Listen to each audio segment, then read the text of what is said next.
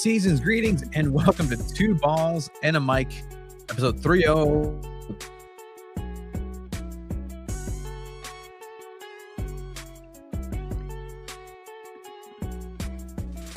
Tony, you're muted, just a heads up. And yeah, no, we're figuring this out, but welcome to another episode of Two Balls and a Mic after a great performance from SanDiego.FC. As you can see, I am joining virtually today due to the schedule changes that we have at 7 p.m., but we're still making it work. You know, that's what we do here for 302 episodes. Somehow, one way or another, Tony, we always make it work. We're going to be talking San Diego Wave losing in their quarterfinals against Portland in Portland. We're also going to be talking the SanDiego.FC slaughter that happened at Snapdragon Stadium yesterday against also the Portland Timbers. And we're going to be having a Frontera SD State of the Union. We're going to be joined by Presidente Miguel and Vice President Vanessa.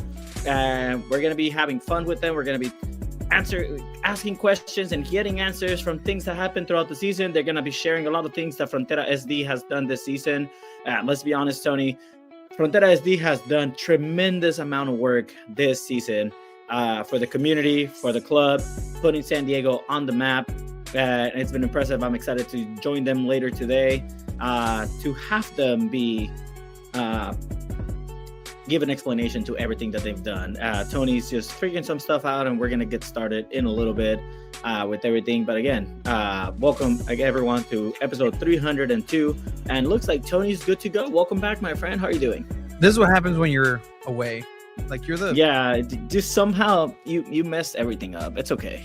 That's not okay. It's okay, guys. It's not okay for you to say. Tony's weirdly obsessed with me, and it's okay. That's how we've survived for almost 6 years. Why do you look like you're why do you look like it's a ransom video? I don't. Anyway, I'm actually not home. I'm actually locked in Tony's second garage, and I'm being kept hostage. You have a second garage now. Well, you mentioned it. Portland 4-0, absolute destruction. A slaughter at Snapdragon. Wasn't the case for Portland Timbers, and Portland Timbers co-mates at Providence Park, the Thorns, who beat San Diego Wave 1-0 in extra time. Their season is over, done for, done skis. It's going to be fun here. We have a lot of things kind of working in the background for the first time. It is a webinar. There'll be a couple of different aspects as we go down the line. You mentioned it, Chiba, with Frontera San Diego, the State of the Union of Frontera San Diego. Just what they've been going on with, and it'll be a good time. But at the end of the day, the most important thing is that San Diego soccer vive. Vive on one side of the snap, because it was a really good match. We'll get to goals, gaps, and grades. It's a different start time because of that. It looks like you're in jail. Just visiting him in jail. Hey, Chiva. Yeah, it looks like you're. Yeah, like I'm answering. Shout out to Golden Boy Bail Bonds, Austin Guerrero. You ever wonder what like some of these San Diego loyal old players are doing? Just follow them on social media. Hey, Austin Guerrero has a very successful goalkeeper academy. All right. Yeah, he does. But yeah, it was one of these things. Good to see you, Hector, out there. Good to see a lot of people sold out at Snapdragon Stadium. It's a 302. What an assist. As you mentioned, assist by Chucky Lozano. Taking credit for that assist. I don't know if you saw on his social media. Que puso, asistí. Yeah. I've never seen that. I think so. Yeah, it's crazy. I mean, they announced a sellout, which is it's always interesting when they don't give a number and they just say sellout, because they sellout can mean a lot of different things. I'm trying to look at the website to see. The attendance was 32,500. That's on the MLS website. And if I'm being honest, it looked like it was more than 32,500. I'm pretty sure that was close to 34,000, at least from what it looked like. At least talking to people that were there in the stands, even after leaving like an hour, 2 hours after the game ended, it really looked like there was a lot of traffic still to exit.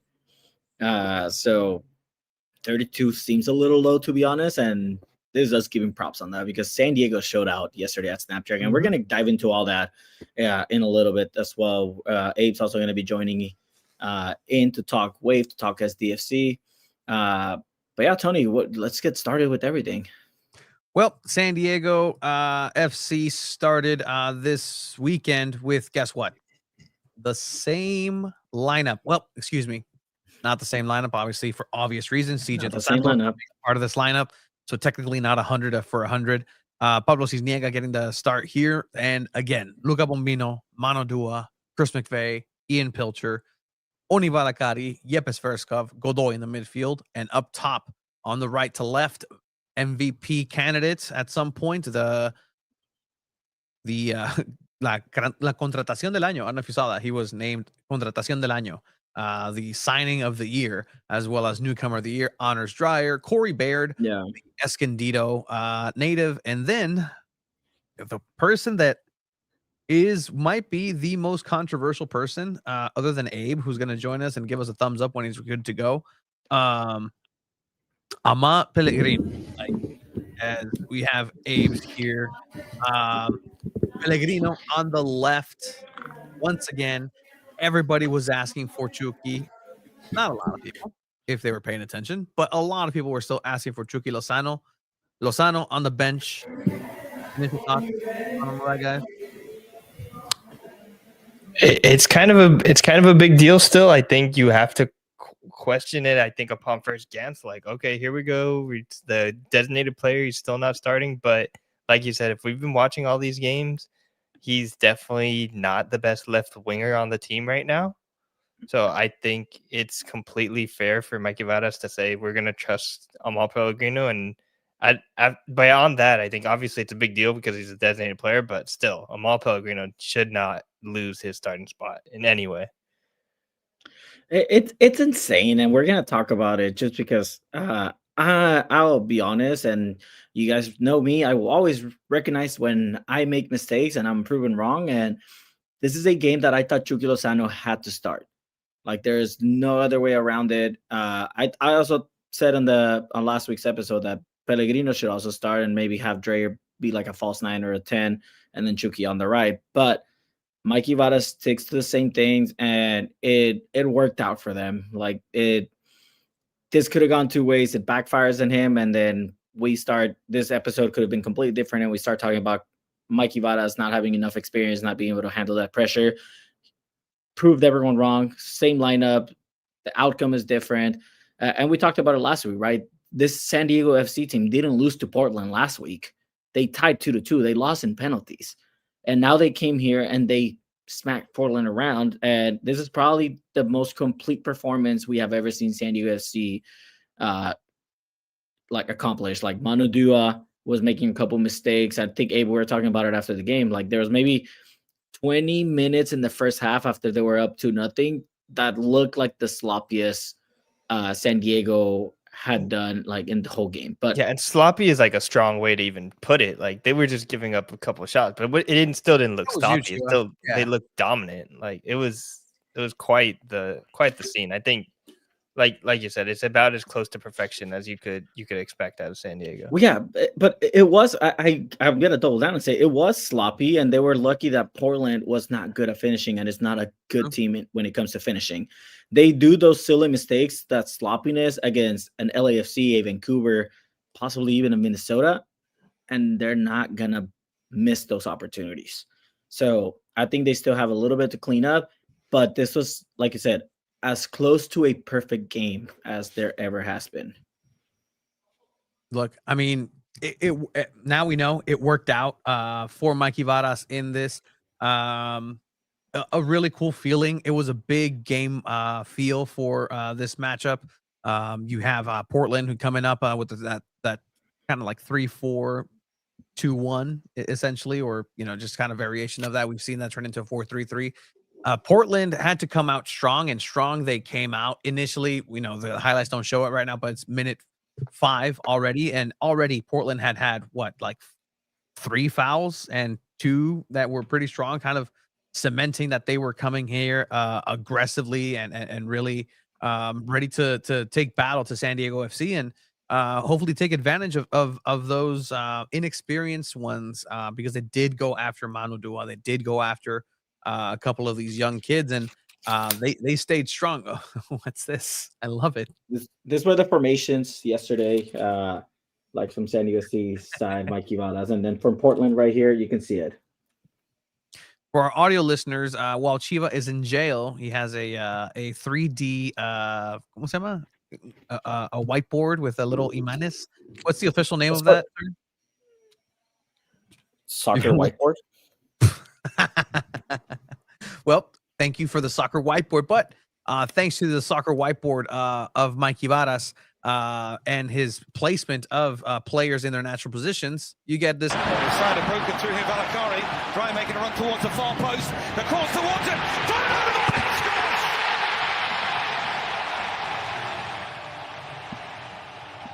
Honors Dreyer, the 10, the talisman.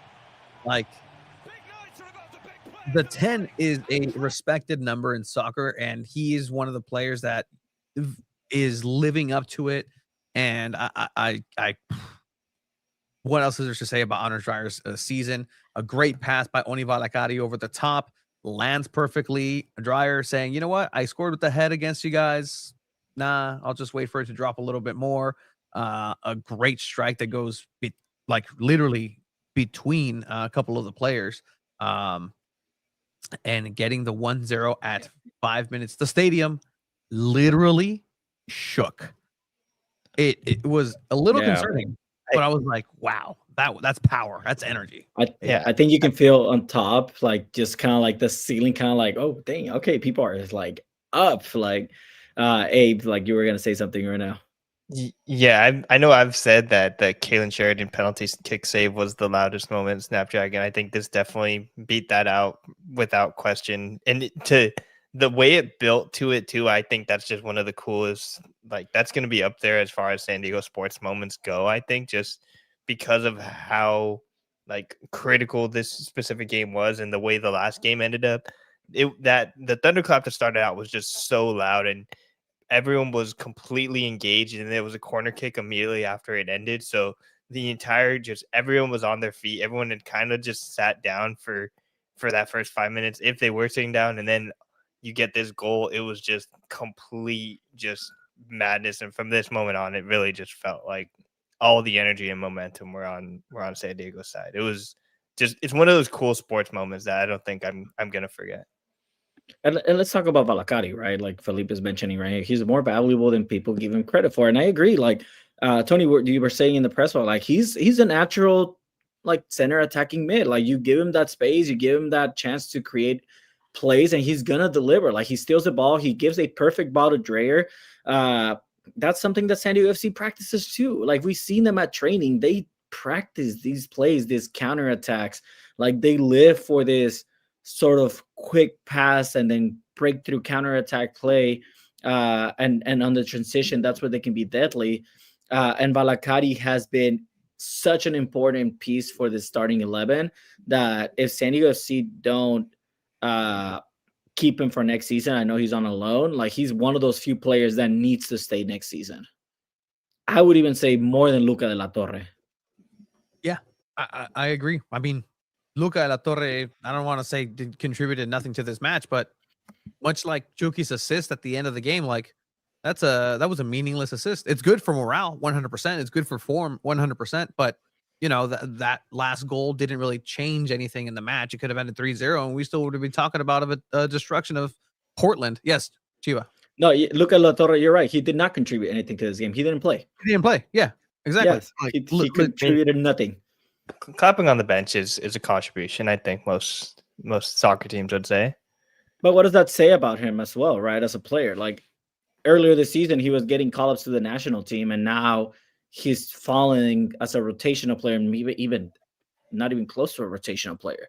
And I know they're in negotiations with Celta Vigo to maybe send him back and sign him back at the end of his contract over there, but I don't think he comes back next season, if I'm being honest, for San Diego FC, at least not at a price tag that maybe Celta Vigo wants, unless they let him be on loan again. But why would you, even when you have Valakari, when you have Godoy? Like, Godoy had such an amazing game this weekend, where you need a player with that experience, ese colmillo, we call that in Spanish, like that little cheekiness to be able to like press buttons but not get a yellow card. Like, you need that in a playoff match like this. And I think the team was so well balanced with younger players and experienced players, with MVP caliber players like Dreyer and Valakari playing at such a high level, that if they keep playing like this, it's going to take a lot to stop them. Yeah, 100%. And that's just goal. We're giving all these praises, and this is going to sound like a lot of praise for San Diego FC, because they deserve a lot of praise for San Diego FC. We'll give some praise for San Diego Wave a little later, and some criticisms too. But for San Diego FC, like, it's one of the most picture perfect situations that you could have found yourself in. And actually, a commenter a couple of videos ago was like, "Hey, like, you guys were so negative at the beginning. You guys weren't giving him credit. You guys didn't think they would make playoffs." Nobody thought that would happen.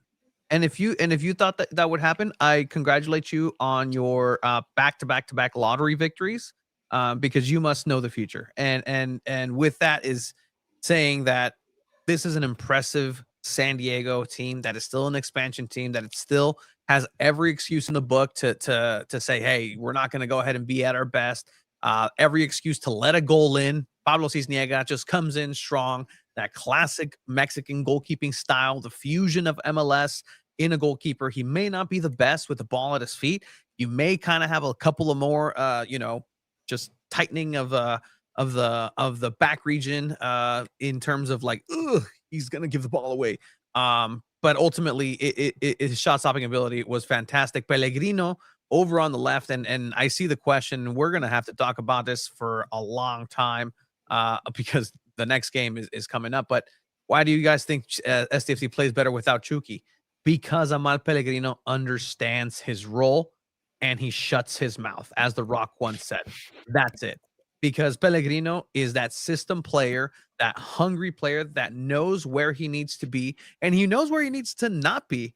He told you, Abe, I'm not a 9, because he's not a 9. He kept telling people in San Jose, I'm not a 9. In the post-match last night, he kind of went after, without saying San Jose Earthquake. He was like, yeah, no, these people didn't know what they were doing with me, and I needed to get out of there. First thing I get a chance to get out of here, I come to San Diego.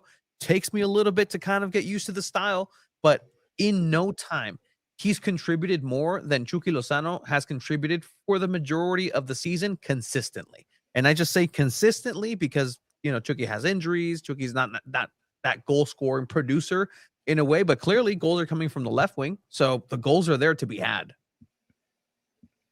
Yeah, 100%. And I mean, we talked about it with Yepes first cup after, right? Like people asking him about Pellegrino, and he said, no, I mean, I knew what he had when he was playing back in Norway with all the teams that he played with. Bodo, like /Clean, I think that's the name of the team. I mean, he has 71 games, 55 goals. Like, he knows how to play in that system, in that academy base where, you have to play this way. And that's something that Chucky's having a hard time with. Yes, he's used to the academy aspect of it with Pachuca, but at the end of the day, he played most of his career in Europe, where they play a very different style than kind of like the right to dream style that SDFC is implementing. So at the end of the day, whether Chucky is starting or not, San Diego FC is performing well. And we'll talk about, we'll see the press conference later on and some questions that were asked. But yeah, Chucky Lozano is a player that really needs to make his presence known where he gets the opportunity. He got an assist, and that's already a goal coming in as a sub last week, getting an assist this weekend. And those are the things that Mikey Varas is looking for, as well as for a player coming off the bench, to make an impact. So, look, at the end of the day, if Pellegrino's on fire and then you have Chucky Lozano to come in in the second half and still contribute, this is a dangerous weapon to have. And again, this is something that maybe Chucky Lozano will more than likely, if he gets called up to Mexico for the World Cup, it's that same role. He's going to come off the bench. He's not going to start for Mexico. So, at the end of the day, it doesn't matter what Mikey Varas does because it's working. Well, okay, Philippe, like you're here saying the debate of who's a more talented player versus who the better teammate is, Pellegrino or Chucky, answers the question. What does our team need for San Diego FC? Then you need that team player. You need the team player. You need the unselfish player. You need the player that's gonna do the smart play 9 out of 10 times and not be a goloso, as we say. Just wanted to keep that ball and be for themselves. We'll get to it here in a couple of minutes too, but I mean, yes, an assist is great. Goal is great in the last 2 games, but Pellegrino in this match alone got himself a brace, and that's just unquestionable in a lot of different ways. Another big aspect too for this game, as we see here, the build up for that second goal. Duah, the number 1 pick, who's forced his way in almost to the midpoint of the season. He wasn't even on the radar for the first team. Now a pivotal part. Here comes Valakari coming the other way. He's got Baird to one side. He's going to cross towards Pellegrino. What a save, Pellegrino 2-0, missing the first one, picking it back up, and scoring the second goal. Copy paste. Yes, I gotta say from this, I don't know if we'll share it later or if we'll have time, but if you saw the post-match press conference that we posted yesterday, they asked Pellegrino about that like contact that was made after that first goal and he fell down, if he thought that was unnecessary, and he had the coldest answer ever that I think we've heard at Snapdragon in a press conference. He said, "I don't care, man. Those players from Portland booked their vacation to Cancun. We're gonna go play in the conference semifinals."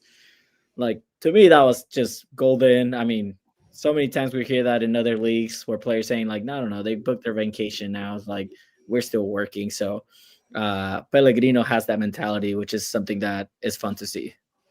Yeah, and it's crazy that it's like pretty much the exact same build-up with Valakari sending in that cross this time, just knowing who he's sending it to. So it's like, okay, this time I can send it in the air to Pellegrino, and then a great first save too by the Portland goalkeeper. I think that he should get some credit for that, but then no one's there to clear it, and then he's able to just tap it in. But like, yeah, everything Chivas said completely 100% true. And then to make it 2-0 at this point, I think it lit a fire a little bit under Portland, but it also gave San Diego a little bit of breath where it's like, all right, you're up 2-0 now. So at the very least, they need to get 2 to even tie it up at that point and then send it to penalties. So San Diego's in a really good spot in this game right now. And it felt also like they could have scored again in that first half.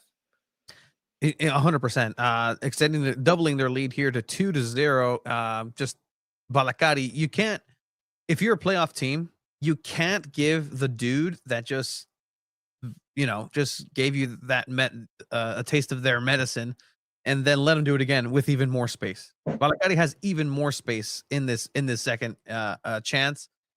Pellegrino puts his hand up, asks for the ball, calls a shot, sees the space, gets checked, doesn't matter.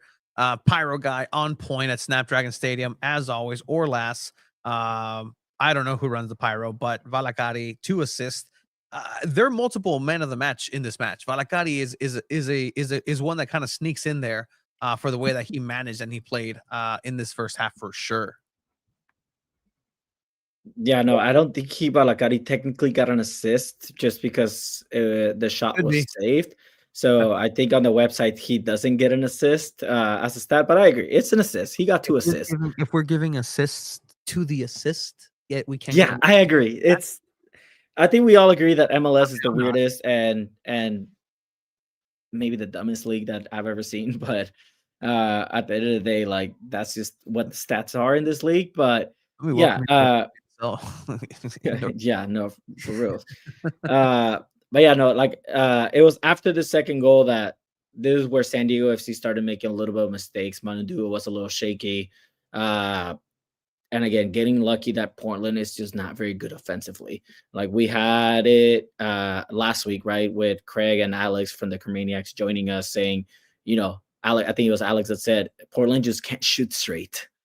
you know, and you saw that this match, like their shots weren't going on target, and Pablo Cisniega, anything that was going on target, he saved. There was that crazy play, this one right here, where it hits McVeigh Incredible. and clears it off the line. Gets his cross in towards the far post. The header is off the line. Somehow it's dead. Somehow, because Chris McVeigh and Cisniega got that, Duah. And I think it's time to be real and not diminish anything that CJ Dos Santos has done all season. He's been a tremendous starting goalkeeper for San Diego FC, but I think it's time to say some harsh, honest truths. And I think this is just my take. I don't know if anyone shares this take, but I will say Pablo Cisniega is a better overall goalkeeper than CJ Dos Santos. Fundamentally, like playing goalkeeper, I think he's a better goalkeeper. I think CJ fits the style a little bit better. Yeah, which is why he's the starter. But I think when it comes to shot blocking, when it comes to positioning, when it comes to decision making, I think Pablo Cisniega is better at that. In the profession of tending the net, in keeping the goal without a ball, Pablo Cisniega for sure is a better goalkeeper.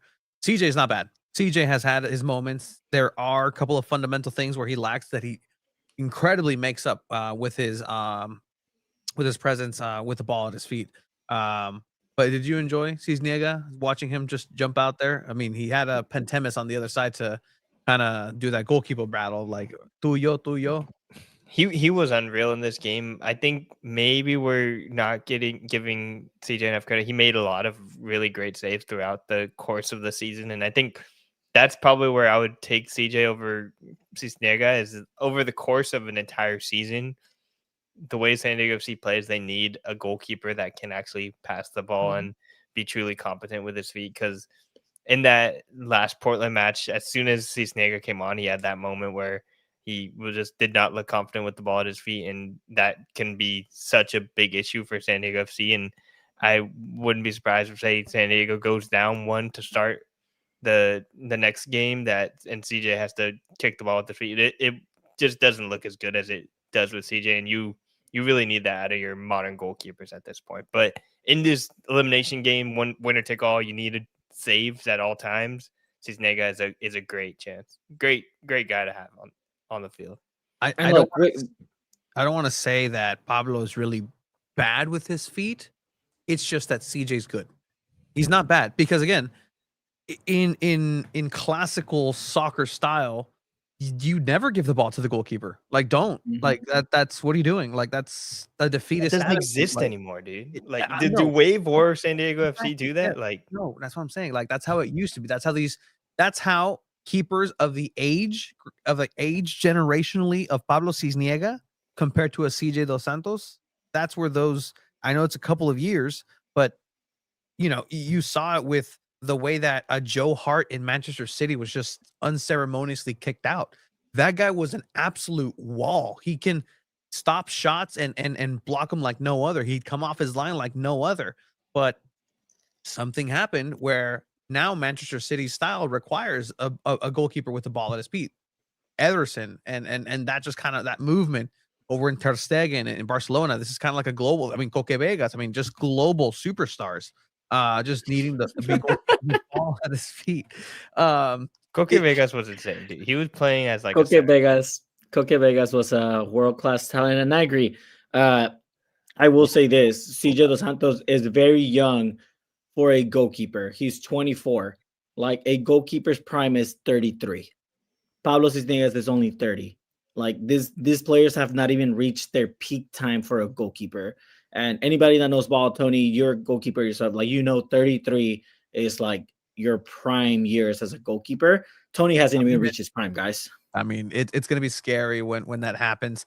I'm waiting for the San Diego Sockers to once again have a media celebrity halftime show so I can showcase my talents to the city of San Diego. Once again, a reminder that we're going to go ahead and do the State of the Union here for Frontera San Diego here in a bit. There's a specific link for the union. They're going to go ahead and do that because they were a big part of what's happening in San Diego outside of a forcefully a handful of forcefully forced questions in the post match about, hey, how were they? They were excellent. Nobody needs to hear that, but they were absolutely excellent all the way together. And this was a group effort. And San Diego, like you said, Abe, they could have scored more. They could have scored more. And it seemed like they were getting a little bit too ahead of themselves. Cisniega having the ball at his feet, he clears it. That's what he does. He just clears it and says, "Figure it out. I'm just gonna punt it downfield." But that's not the style. The style is you're gonna start playing and building, never lose possession. And in this 25th through 30th minute of play, 20th, Mikey Vadas was upset. He was not happy with the way that the ball was being handled for his squad. Did you notice that too? Yeah, that was around like the 27th or 26th minute. There was definitely a couple times where he definitely got off the bench to try and get in the ears of a couple of the San Diego FC players. Yeah, no, and at the end of the day, it's those adjustments that Mikey Vadas has said that his team is going to be able to do. Is they're going to falter, but they're going to fix it and clean it up mid game, and they kept coming in and trying. It would have been dangerous for San Diego FC to concede a goal before half. If Portland had scored at the half, San Diego would have been in trouble. Yeah, like that's the reason they say that a 2-0 is the most like dangerous scoreline to have. Like in Spanish, they say el resultado más engañoso. Like because you drop one goal and then you get in your head and it's so easy to just get tired and then you lose momentum and they score another one and then now you're down 3-2. So yeah, like Tony, you kept telling us like they need a third one badly. Yeah, and it came. It came right after halftime. No substitutions for Mikey Vadas coming in to the half, and it paid off once again. This time, once again, game in this kind of setting. Pellegrino at the end. Dreyer to the far post. Pellegrino!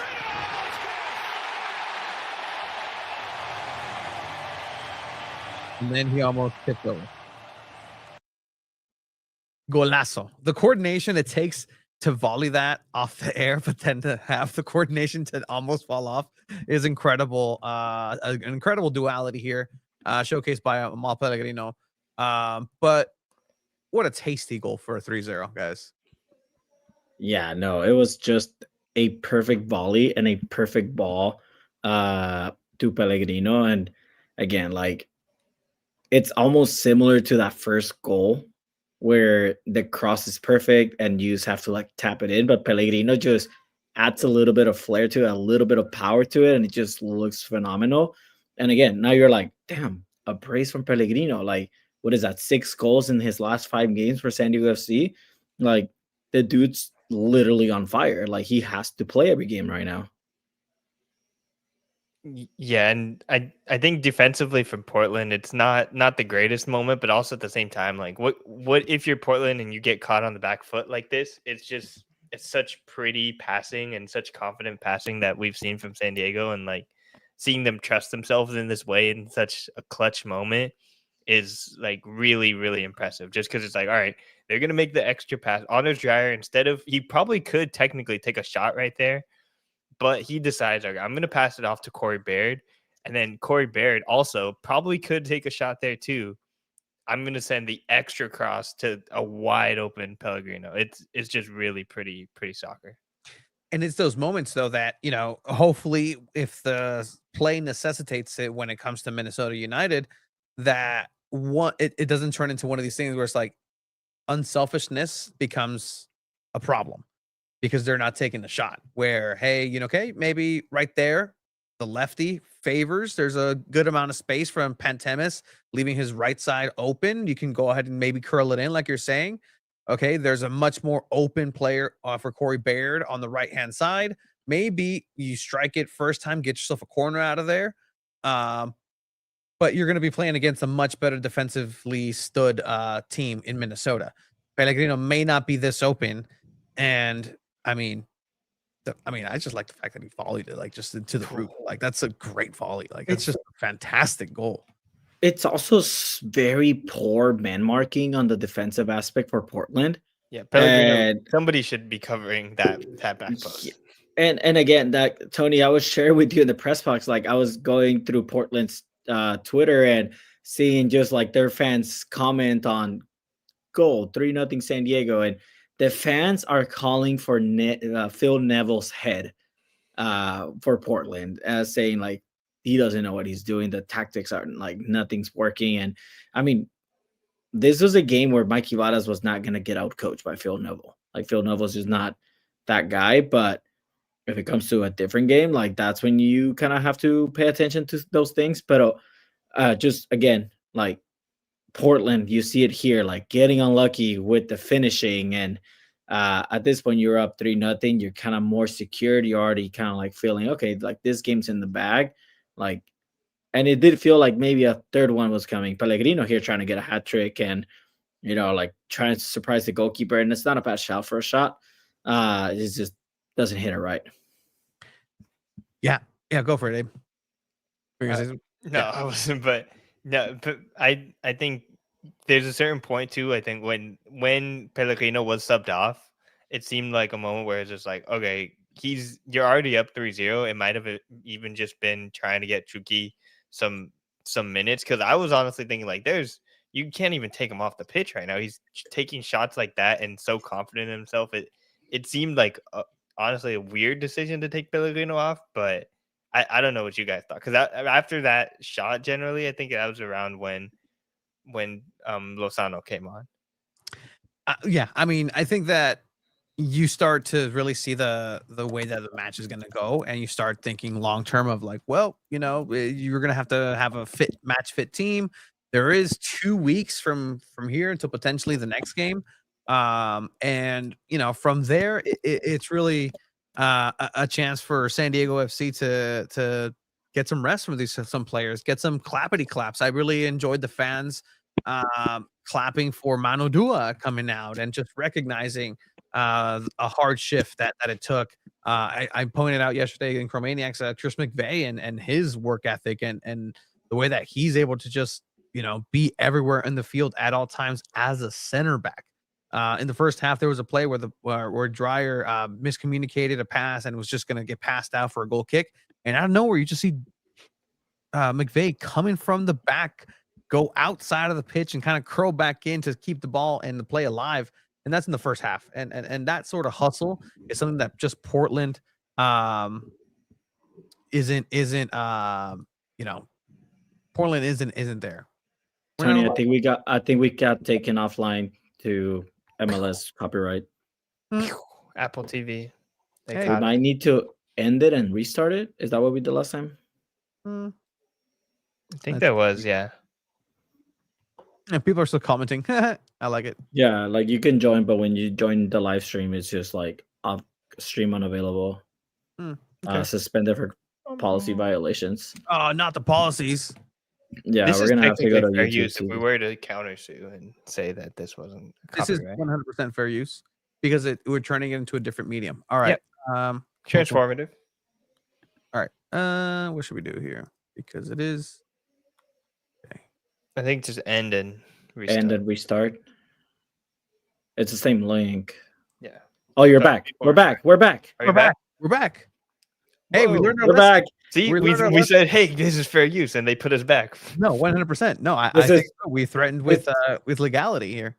Wow. We're gonna revolt against MLS and their copyright policies, because at the end of the day, we're not gaining anything from sharing these highlights. If anything, we're just promoting. This is why we need SanDiego FC to post their own highlights, so we can just use those.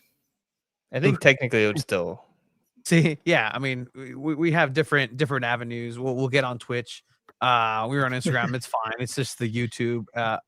Thank you for sticking here with us. Here, let's do a palate cleanser and just do a tag just to send the bots away. The dark side of the chrome. Damn, that's Pink Floyd.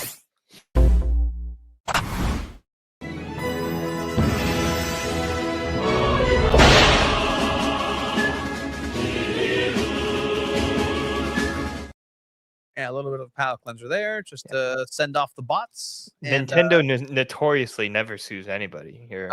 Damn it, you're right. Ah.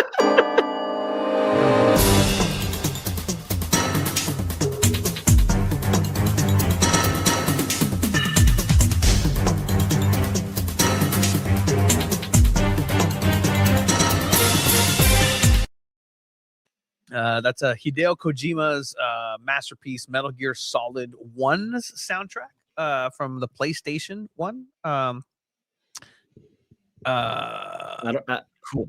Which techno song is this? The Gold Scouts and Great song? All right, time to move on to Gold Scouts and Great and play that techno song. I'm just kidding. I'm actually surprised about that song because that is Jamie XX's song on EA25, and it's just an instrumental, but it's a relatively new song. But yeah, if you guys want to make music for us, go for it. We had a guy, and then he, got a little booty tickled about it.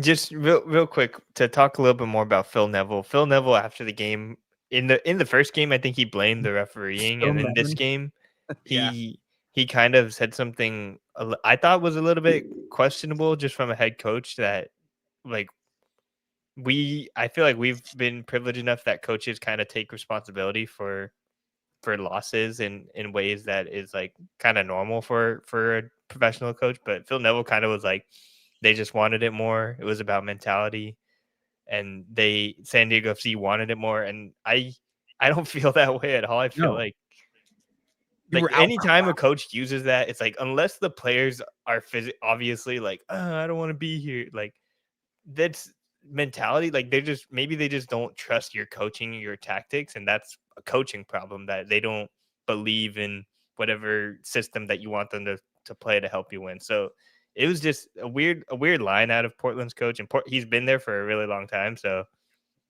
maybe these players don't fit how he wants them to play. But like these just so many defensive mistakes that Portland made. It doesn't seem like that's really on the players. It's more so how they're set up. Yeah, 100%. And I mean, excuses are, it depends on if you're the one making the excuse. I'd like to always say an excuse is just bringing context to the situation. Sure, it's an excuse nonetheless, but there's wrong excuses. And so at the end of the day, the San Diego FC just whooped ass. Like San Diego 316 says, I'm about to whoop your ass, Portland. And that's exactly what happened. And that's a blue blood team. That's a legacy team in MLS that people were like, well, can they get it done? Portland is Portland in playoffs. And they were just ran through by San Diego FC. At the end, Chucky Lozano does come in, and it's almost as if they were, like you said, they were trying to force that play. Chucky, there was a play where you can tell that selfish nature of his is goloso, but that's part of the play that he brings, and the excitement, and it's that extra gear that he can go ahead and reach. But there was a play where the ball he receives it on the left wing, his natural position, and just kind of drifts into the middle, where he had 1, 2, 3, 4 different avenues where Right to Dream says, oh, pass, move, pass, move, pass, move. But he just chooses to keep forcing and trying to go around the entire big el área, the box, and eventually does nothing with it. And that's where I struggle to say, like, hey, Mikey, like, why are you putting Pellegrino in? Well, because he knows that you need to live another day and take that pass and move. And eventually Chucky Lozano does contribute positively when he comes in. A big pop of energy for that, and Frontera once again responded there. And a good point in this match, there was a point where the entire stadium was Frontera, and when Chucky Lozano came in, it's one of those moments. And look, careful now, Tony. ¿Qué pasó? We might get taken down again, man. Oh shit, that's right. Oh well. That's Chucky Lozano over to Dreyer. Oh, thank you. I'm under Dreyer. Yeah, no, I mean, I agree with you. I mean, I think Chucky Lozano overall just coming on helps with that momentum, helps with the boost of energy in the stadium. And we asked Mikey Varas after, right? Like, hey, like, internal competition is everything for this club. Like, he said that from day one. And it was surprising not seeing Lozano starting and him coming off the bench. And if that's due to Pellegrino being in the form that he is, and Mikey Varas was a little Faisal just said, I picked the team based on how people are training and how they're performing, and Pellegrino is our starter right now. So expect to see Pellegrino start again against Minnesota in 2 weeks because that is Mikey's guy right now. Whether there's something personal going on within him and Chucky Lozano, that's different. You can either think that he's handling this whole situation poorly. I've seen both sides of that argument, right? I think a perfect example to compare with was Vinicius Jr. with Real Madrid. Xabi Alonso takes him out. He throws a big tantrum. He says, "Man, like I'm gonna leave, like this, and that." He like walks to the locker room. He still starts the next game because he's that important of a player. Mikey Vadas has a complete different approach. Says, no one's above the club. No one's gonna disrespect anyone here, and the team is still winning. That's the difference here. If the team was not performing well and losing, then the conversation would be different. Do you guys want to hear a little bit of Mikey Vadas? Yeah, I think Mikey was pretty intense after this post game. Intense in what way you think?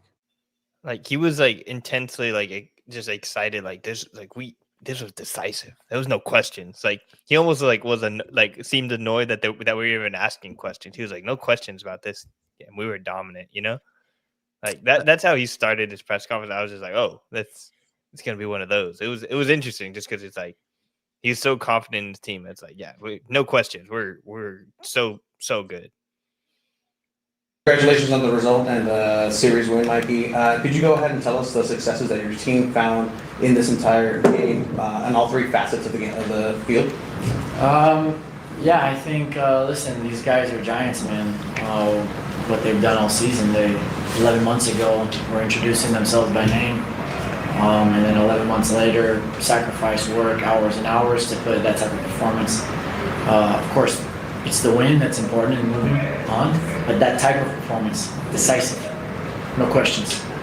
These guys are monsters, and I think that they were just ready. They were carrying a little bit of that frustration and anger from the last game, and wanted to prove a point. And then could you tell me about the mental composure that a match like this had to take for your squad, and then from now on, it's an elimination throughout now? Yeah, we talked about these are finals, right? It's final from now on. There's finality to it. But we live for this. You know, it's not for everybody, but it's for everybody in that locker room, and that's what matters. They'll be ready every game.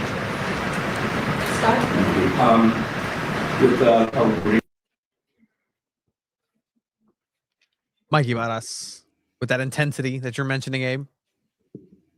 No copyright here. That's our video. Imagine. we can copyright ourselves. Actually, there's actually a video. Fun fact, like it's like the second video on SanDiego.Futbol's page that we use to show on Two Balls and a Mic, but YouTube recognizes it as our video, so it gives us the option of copywriting the team for it. So We should. you watch out, SanDiego.FC. But yeah, I mean, Mikey Vadas with that intensity that you were mentioning, Abe. I'm gonna look for the tailing because it was the both of your guys' questions, right? Oh yeah, no, that was. Did you ask a question? I was the last one. I was the last one in English. If you want to look for it, just read the subtitles. But yeah, no. At the end of the day, like I agree with Abe. Like Mikey Vadas, what I think it was just the intensity was just based off how dominant the win was, and you know, it's one of those where. So normally when a team wins, you already feel like, oh, this is gonna be a fun press conference. He's gonna be in a good mood. This time, Mikey just looked like he means business. He wants to win it all, and I think it's good to have that mentality, especially when you're SanDiego.FC, where you know you have nothing to lose. You really don't. You're out in the conference semifinals, and everyone is still, all the experts, all the players, all the coaches, they're still gonna recognize you as one of the best teams that MLS had this year. Like you said earlier, Tony, nobody expected this team to be where they're at. And at the end of the day, like I think they can use that as their biggest advantage. Like they can definitely go out there without playing scared, without fearing of disappointing anyone. They're not going to disappoint anyone. They've already surpassed that bar. And I think that's just like their most valuable weapon moving forward. 100%. And you have a Chucky Lozano on the bench. Like it's when Tony Stark was like, "Oh, we have a this," and then they're like, "Oh, well, we have a Hulk," and then Hulk just like, "Man, 2012. That was a lifetime ago." How old were you in 2012, Abe? 10. Fuck. I don't know why I did that to myself. I really don't. You could still be a right to dream kid, like at this point. Well, when we went to visit the academy for Right to Dream, like they confused Abe with one of the kids. No, those kids are very small. Well, I got news for you, Abe. Anyway, yeah. Let's see. Mike, we can. One quick thing that I think is interesting about how this whole schedule and stuff has come out. I think we might be able to ask Mikey later on. Let's say San Diego FC does win their next game which is on a Monday, which is kind of insane. Monday. That's on a Monday, most likely because of San Diego State having a game on Saturday that weekend, and so it will be on a Monday. If they win the next game, they would play on a Saturday, and they'd have a 2-game disadvantage compared to the team that they're playing against. And that's outside of MLS's regulation time period to play these games. But yeah, they have no choice. They have no option. They are the tenants of San Diego State, and I hope, and I think everybody who was at the stadium can see what I meant with the new sod and those lines on there that were very visible. Didn't impact the game at all. The mist kind of took care of that because the marine layer came in and made that surface very slick, which is beneficial for the play style that they want. These Sunday games are and Monday games they're absolutely brutal. Some of us work on Monday, let alone Tuesdays. So that's going to be very interesting. Fun fact, guys, I don't know, on air kind of housekeeping. We're planning on doing, since it's on a Monday and we go live on Mondays. Does MLS not know that we go live on Mondays, man? No, that's Don Garber specifically put it here. Like he was like, Who was that guy that asked about disenfranchised fans over in the inaugural season? Blah, blah, blah, blah, blah. Oh yeah, no. When is their podcast? Monday. No, we're trying to do a podcast from within the stadium pre-match. And I think I actually got the green light for that, guys. Yesterday I went up to the press box. I'm like, hey guys. And they're like, yeah, just send us an email and this, and then we just need to find where. But we're gonna go ahead and do that pre-match from the stadium somewhere. We can't do it on the concourse, but we'll find a spot to do it. Shame on MLS for not following Two Balls in a Mic. No, excuse you. They follow us too closely. Did you not see? They took us down. Shut up, man. Literally just took us down. All right, Mikey Varas, ¿qué tienes que decir to Chiva? Hi, Mikey. Congrats.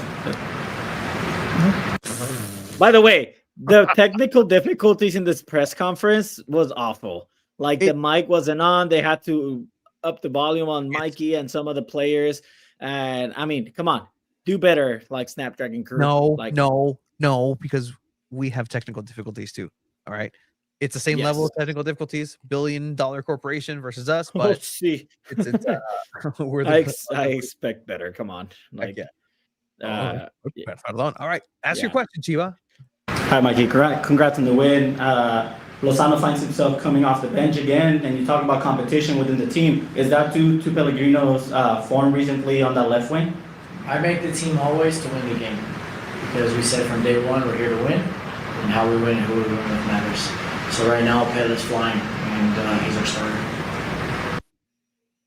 Shut up, Chiva. Yeah, literally, man. Like, hey. Sorry. Lozano has to be brought up, Mikey, whether you like it or not. Like, he's your DP player. Like, I think Mikey's getting to a point where he's fed up with any Chucky questions. But at the end of the day, because we said from day one we're here on that left wing. I make the team always to win the game. Cállese. Callar, mijo. Should have just talked back and said, well, what happened last week? They He won 2 wasn't- out of 3. That's No. that's MLS No. MLS dictated that game needed to go to Portland so they can make more money off of this weekend. It's- Abe got shown the script actually yesterday. Oh Ah, yeah, I did. Did I'll you tell really? you. Got shown I the don't script. want to give anybody spoilers, but they showed me the MLS script. Oh, okay. Did you like it? Like, did you cry? Do you have editorials? It looks It's like not. a soccer script. I truly believed it. So I think the script is gonna play out just how it is. There's not gonna be any improv. I think it's gonna follow the MLS script. Just look at I'll the way just leave it there. Mikey's looking at you, Chivo. Even now, he's looking at you. Está bien, no hay pedo. I like it. I mean, like- Look, just how he's doing his job and putting a team to win. We are doing our job and having to ask any sort of difficult question, and that's what SanDiego.Futbol and Two Balls and a Mic does not shy away of doing. Job, sure. Interns at this point. Yeah, Chucky no va a jugar. we're standing with Chivas soccer interns. keeps asking me. Hey, Exact- hey, Chucky, is there any difference between coming off the bench and starting? Is Dude, what did you should see ask that me. Jaden Shaw quote this weekend? What did she Well- answer that question? No, no. You've already asked me that. No, they asked her like about being an underdog coming in like beating Kansas City because as the 8 seed Gotham FC beat Kansas City Current, which was like a huge deal. And she just she said, "Underdog my ass, we're the better team," which is just like such a baller line, and like just makes me kind of miss having a cool quotes from. I think San Diego had some cool quotes this season, but Jaden Shaw was always ready to drop just bars and like saying "underdog my ass" is just absolutely insane to say after It's- beating the number 1 seed Kansas City, who was like unreal. It's cool getting a player that makes an impact in a game for a post-match press conference. You know, Oh, you mean like Trinity Fire? unlike Wave. This Okay, yeah, let's stay on San Poor Diego girl. FC though. That's Yeah. a whole. All right, we have more sound from post match from San Diego FC. We can get to that. We can talk a little bit more. Also, if it was a success, I didn't put it out last time because we're working on a new graphic for it. But we do have a phone line for Two Balls and a Mic. Para San Diego y Tijuana, con 120.000 watts de potencia. 104.5. La línea. There's a rogue fire alarm beep in there too, and that makes me laugh. Anyway, that's the phone number. Leave a voicemail if you want your thoughts to be played here. Pellegrino Cancun quote was an epic mic drop. Yeah, we'll go ahead and get to that 100%. But Abe, you're gonna chill? You're gonna chill with us? You're gonna join us for this? ¿Estás bien? I'll drop something in the chat if I want to come back in, but I think you guys got this. Perfect. Sounds good. We'll see if the warden will let Chiva in on this from his prison cell currently. Wait, y el background? Y el virtual background? No, the warden is my cat who's meowing at the door, wanting to be let in. It's not your bedtime already. It is. All right, Abe. We'll catch you on the wave side here in a bit. All right. Enjoy your time. Hi, Chiva. Hola. So we do have a special little thing that we're about to embark on. We've been doing this for close to 6 years. A lot of it started with locals, chavos, and everybody who was starting even 1904, the outsiders, and how those people have also integrated themselves into now San Diego FC, the tapestry of supporter culture. And we've been there every step of the way, from you and me hosting a supporter listening session, the first supporter listening session, or maybe the second one. The first one was at Kilowatt over in Carlsbad with Tom Penn. Just kind of getting to see and to feel what this city really wanted and needed, and those listening sessions for the club. And so that eventually turned into what we saw, felt, smelled, tasted, heard, every sense in there. Yesterday in Frontera San Diego's probably one of their landmark performances and landmark nights, as well as it was for the team San Diego FC. But with that, we were reached out to and said, hey, like we have this cool thing that we're going to go ahead and do a State of the Union for the union Frontera San Diego that supports San Diego FC, an independent union, and I'm all for that. You know, I put money where my mouth is when it comes to independent unions in that sense as well. So with that, this is going to be a combined Sarape, the San Diego segment, but essentially it's going to be the State of the Union for Frontera SD. And with that, we're going to go ahead and welcome a couple of very important and fantastic guests to help navigate through us. So this is going to be for us, El Sarape de San Diego.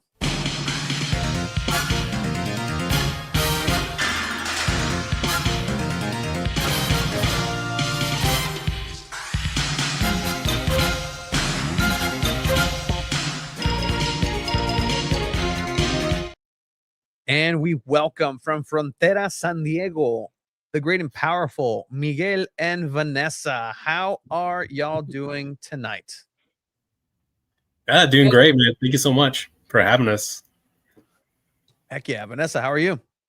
Good. Ready for this. Ready to kind of give an update on what's been going on in Frontera.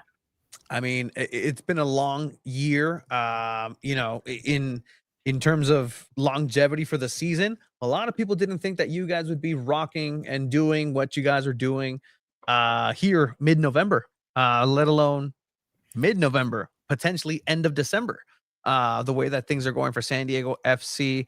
But for those who are uninitiated, could you go ahead and just introduce yourselves a little bit and just kind of what your role is within the supporters union of Frontera San Diego? Yeah, definitely. I think I've met most people out there. My name is Miguel Barajas. I am the president for Frontera San Diego since January of 2025 for this year. I'm also a member of the Chavos Frontera Ultras. I'm a 2-year term for being a part of the board of representatives, and yeah, I'm just excited to be here. You know, it's been a pretty crazy year, so I'm excited to talk to people. I'm Vanessa Bejarano. I am the vice president of Frontera San Diego. I am also a member of Riptides. And this, again, I've been the vice president since January 2025. And this is my first year on a 3-year term for being a board member. Love it. I mean, you guys came prepared. We have this is a seminar, a webinar, so people with a specific link can actually ask a question, and if they want to, we can put them on here with video and ask questions. We have some questions planned through this. So this is going to be very informative in terms of what San Diego supporter culture is for San Diego FC with Frontera San Diego specifically. So I'll kind of leave it up to you guys right now. I have the presentation. You let me know when to click. You let me know when to do it, when to jump, and we'll go from there. Yeah, definitely. So, you know, again, this is a 2025 State of the Union. As per our bylaws, we're supposed to have one of these meetings once a year. I think this is going to be one of the ways we're going to reach out to people in the future. So for in the future, we're definitely going to be a little bit more prepared. We're going to give out 30-day advance notice, you know, like our bylaws say, you know. But since it's been so busy, I mean, the team's doing so great, and we're so busy in the background with everything going on with the club. We're just kind of like making sure that we get things done in a timely manner before the voting. So this just, if you can click to the next slide, please. Just a little background on the way the union is organized. We have 3 main segments of the union. We have the board of representatives. We have the executive officers, which is the president, secretary, and all that. And then we also have the supporter group council. And I'm going to go through that, you know, through each one of these in the next few slides. So if you could click on the next slide, please. All right. So the board of representatives is a 15-member board. Everybody's part of the union. Everybody's an active member of the union. We have 3 main terms that we serve. We have 5 1-year terms, 5 2-year terms, and 5 3-year terms. As Vanessa explained, she's part of the 3-year team. I'm part of the 2-year team. And then we're going to have elections coming up in the next year, actually coming up in December for the remaining 5 1-year terms that are going to be vacating their positions and, you know, kind of going back to being supporters again. The main role for the board representatives is that they're the bridge. They're responsible for maintaining the ethical and strategic running of the union, and also their main focus is making sure that the union works for all members, not just specifically their supporter group or other entities, but they're there to make tough choices, and they're there to make sure that we have an equal say across the board for all members of Frontera San Diego. Next slide, please. And for the executive officers, right? So we got the president, vice president, secretary, and treasurer. Like I said, myself, president, Vanessa, vice president, secretary right now is Sean Duffy, our treasurer is Sean Stone. Those members have specific day-to-day tasks within the leadership, and they just kind of make sure that they keep leadership oversight over the supporters union. The chair and the vice chair, those are two other positions that we have. They facilitate our board meetings, and also they preside over the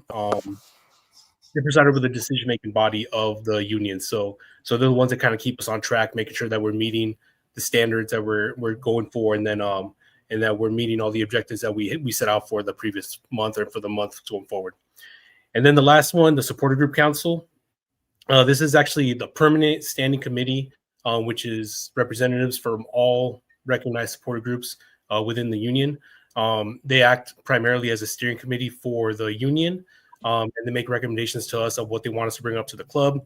And also on top of that too, they make decisions for what they want the supporter section to be, whether it's in the tailgate lot or in the stadium, but they're the ones that provide the input from their respective SGs to the board for us to take out to the club or for us to vote on internally. Next slide. So to start off a little bit for our financials for the 2025 season, currently we're finishing up our report for the 2025 year. We're ready to do our taxes, and right now we're just maintaining the books, making sure that we have it ready, and we're supposed to be reporting those earlier, like sometime like in October. But again, with everything being so crazy with the season, we're all been so busy, so we're going to go ahead and release those at the end of the 2025 season once kind of everything settles down, and once San Diego wins the championship, that those financials will be ready for everybody. And just to kind of give an idea of what we've been doing with the funds that we raised from membership, merchandise, and other revenue streams. We've been paying a lot for TIFO materials, when it comes to the paint, to the sheets of cloth that we use, and especially the fireproofing. By far the most expensive thing in this whole process is the fireproofing when it comes to TIFOs. When it comes to the state of California, San Diego, the Snapdragon Stadium is technically on state of California land. So we have to kind of follow the procedures on the fireproofing mechanisms that they require from us, from the chief. Did we lose the Oh no, we have no. I just wanted to get your no. Oh, sorry about that. No, if you go back to the last slide, please. Yeah. Sorry about that. And then also too, we've been able to buy banners, flags, and drums, and repair drums for the members of the union. And then we've been buying merchandise so we can sell. That's one of our revenue streams as well. We just had our first line of merchandise that came out probably about 2 months ago. So that's been kind of a success. And then we've been able to actually subsidize some transportation for away games when it comes to buses for supporter groups. I know we did that for San Jose. I think we partially did that for a few of the LA games. And also too, we facilitate with drum transportation for people that have to take the drums to the flights. Because I don't know if you guys know, taking a drum, as not baggage, it's pretty expensive. It costs me about somewhere between $50 to $60 depending on what airline you go through. I really didn't think about that actually. Yeah. Just charter it over there. Yeah. So, but we make sure we kind of subsidize those costs for our members as much as we can. Next slide, please. And Vanessa's going to talk about these. All right, so we've definitely had some things that we noticed from this year that we're gonna take into our positive corner. When we started Frontera or the union, we started with the 7 groups, and it was maybe like 300-400 people in total. We've actually grown that to 3,400 people within Frontera. So that for us is a big takeaway that people are really wanting to be part of this. I think we can see it from the first game till yesterday's game, the impact that having the ESGs kind of show and the chants and do that has done for Frontera. We've developed a great working relationship with front office, with SDFC. Again, going from talking to 7 different groups to really building under one union and meshing into that. It's taken some time, but we've made the progress. So we have that. Speaking to what Miguel said about things like the TIFOs, we want to say that, having the 5 TIFOs that we've done this year and 2 of them being those 3 panel ones, it took a lot of time, a lot of commitment, and a lot of, work from SGs and the community to come out and lend us their space, help trace and paint. So we're very proud of that. Again, to the away days that we did in LA, taking over 600 people to those games, making sure we coordinated all of that as flawless as possible. Everybody got there and back safely. We had an amazing time. And also, I think one of the biggest things is taking the communication between the SGs and the board and really kind of honing it and making our own and having everybody follow or practice what we preach, which is, the union is the face to FO and we listen to the SGs. Yes, we're the middleman, but we want to make sure that our supporter groups and our culture is established. Next slide. Things that we've realized during this process. We realize that sometimes we're going to disagree with the priorities that maybe the team have versus what we have. So we realize that we really are going to prioritize, again, because we're independent, the needs of the unions and needs of our SGs, making sure that their voices are heard, even if it differs from what front office is kind of saying. We realize that the board responsibilities for each individual member are more than, what we thought. Some of us thought going into this, it was just a meeting and conversation, but there is a lot more work behind the scenes. And currently our executive board, especially, people like Steve and Dina, who have really stepped up with organizing away days and even game day. I will say probably one of the biggest headaches that we have is called our exempted items list, and making sure that we coordinated between all of the supporter groups, make sure all their flags, their drums, anything that they're taking in, because Snapdragon really goes through a very thorough list of everything that we take in. So there's like a photograph. Yeah, so they stay on top of that and make sure that everybody gets in all their trapos and flags and drums. Another thing that we've noticed is our technology, the issues with chant that we've had in the past, working through them, working with the developer, finding other means of communication, upping our communication via our Instagram and our emails. And at the end of the day, making 3,400 people happy is it's a tough task, but we hope that we're doing a good job at it and making sure that everybody is coming together to kind of put on what we do in the stadium. It's important work, and it has grown for sure. And I like that you guys have a slide dedicated to that, and then new input, new output, because nobody can, again, like I said, nobody thought that we were going to be here in November, this deep in November, even deeper in November, especially not Chio. No. Oh, that's a lie. That's a lie. I mean, it's just also too, like, credit to everybody else, man. It's not easy to start a union in year one and kind of grow the way we have, especially given the club success. When everybody, when the club succeeds, right? Obviously, everybody wants to be part of it, and we've been trying to find ways to manage that as best as we can, and I think we've been doing a decent job at it. Heck yeah. All right. I think there's one more slide. Boom. And our goals for next year, we're going to finish off with this one, then we'll start going to the questions. But the elections for board of representatives are going to be at the end of December. The nomination packages, we're actually going to be releasing the form next week, so we can have some people that want to be part of the board of representatives.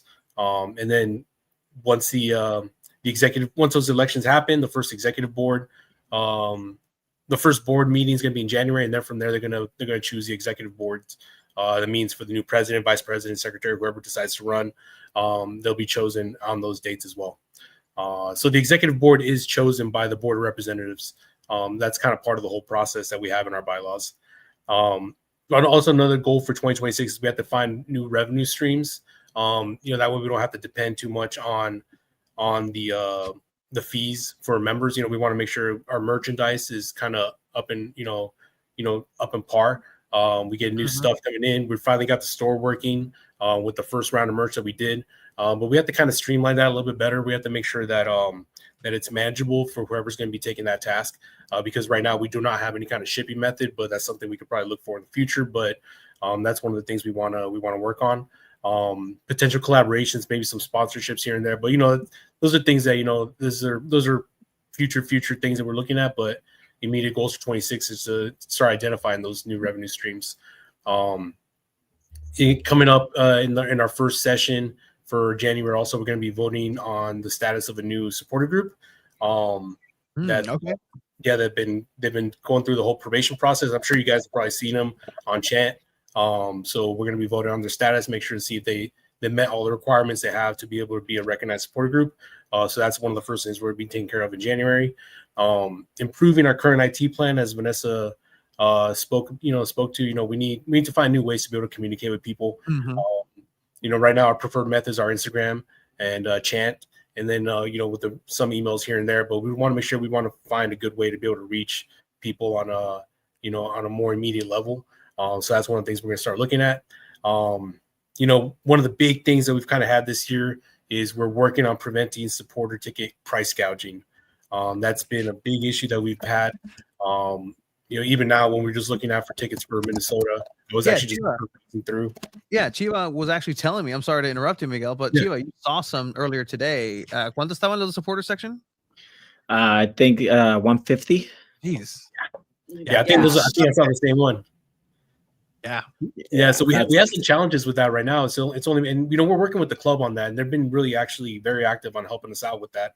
But we're trying to find ways to be able to mitigate that. But right now, the big thing that we tell people is, if you buy a ticket, in the supporter section, that's way more than, or you see something, just report it to us, and we'll try to find ways to be able to see if we can identify the person that has those tickets for sale. And we will, we do have discipline, stuff for that. I also think it's important to mention that with the rates that we negotiated with the club prior to Frontera being established, we want to make sure that people understand that, please, don't sell your ticket more than what you buy it for. The low price is a low price, so that we can have everyday members who want to bring their passion to the section be able to afford it. So we don't want people price gouging. We don't want people buying them, selling them, for more than what they should be. So, sell it at cost, or if it's late in the game, and sell it below cost, but no more than at cost is what we're asking. Yeah. No, I like that. That's only fair. That's a fair thing. 100%. That's what we hope for. Yeah, and it's part of our code of conduct too. So everybody who joins from SanDiego, they agree to that. And it's kind of what we expect out of our members, right? Another thing we're also working on is making sure that we improve the supporter section as a whole, right? Like I said, we've never done this before. All this is very new to us, especially with the supporter section now. With the amount of interest that we have, the more people that we're seeing in the section, even people that don't have supporter section tickets have been getting in. So that's a lot of things that we're actually working on, not just within ourselves, but also with the club. But it's important for us to work with the SGs to find a nice middle ground, so all members of the union can prosper from that, right? And then what big thing coming up for this year too is we're going to be negotiating the 2027 supporter season ticket price point. This is going to be for 27, hopefully for beyond. I think for a lot of people that got in early in 2024, I believe, they had the $18, right? $18 per ticket for the first 2 years. So we're going to try to see if we can work on maintaining that, or even work on getting something cheaper so everybody in the union has the same price point. But that's something we're working on, and it's going to be in those conversations for next year. And lastly, as Vanessa mentioned, we need more involvement from our current our board members, myself included, or whoever's in that board. Like I said, we realize it's just a lot of work, and over the last few years, it's been maybe about 4 or 5 people that have been doing mostly the heavy lifting. But I think that's one of the things we have to be better. We have to be better organized in that board. To make sure that we're working for everybody, not just there to provide a vote once a month, right? But that's just like that's just one of the things that we just learned from, and we're going to continue to improve. No, I love all that, and the fact that and knowing you, Miguel, for as long as I've known you, Vanessa, not that long, but I see the work that you've been able to put in such a short amount of time. You're just like Chris McVeigh. You're just everywhere on the pitch. Like I see Vanessa just at tailgate, and she's working and helping out with the tifo. Then boom, then she's on the field, and then she's it's insane with the amount of people, amount of manpower, and just humanity power that it takes to put such a huge thing together.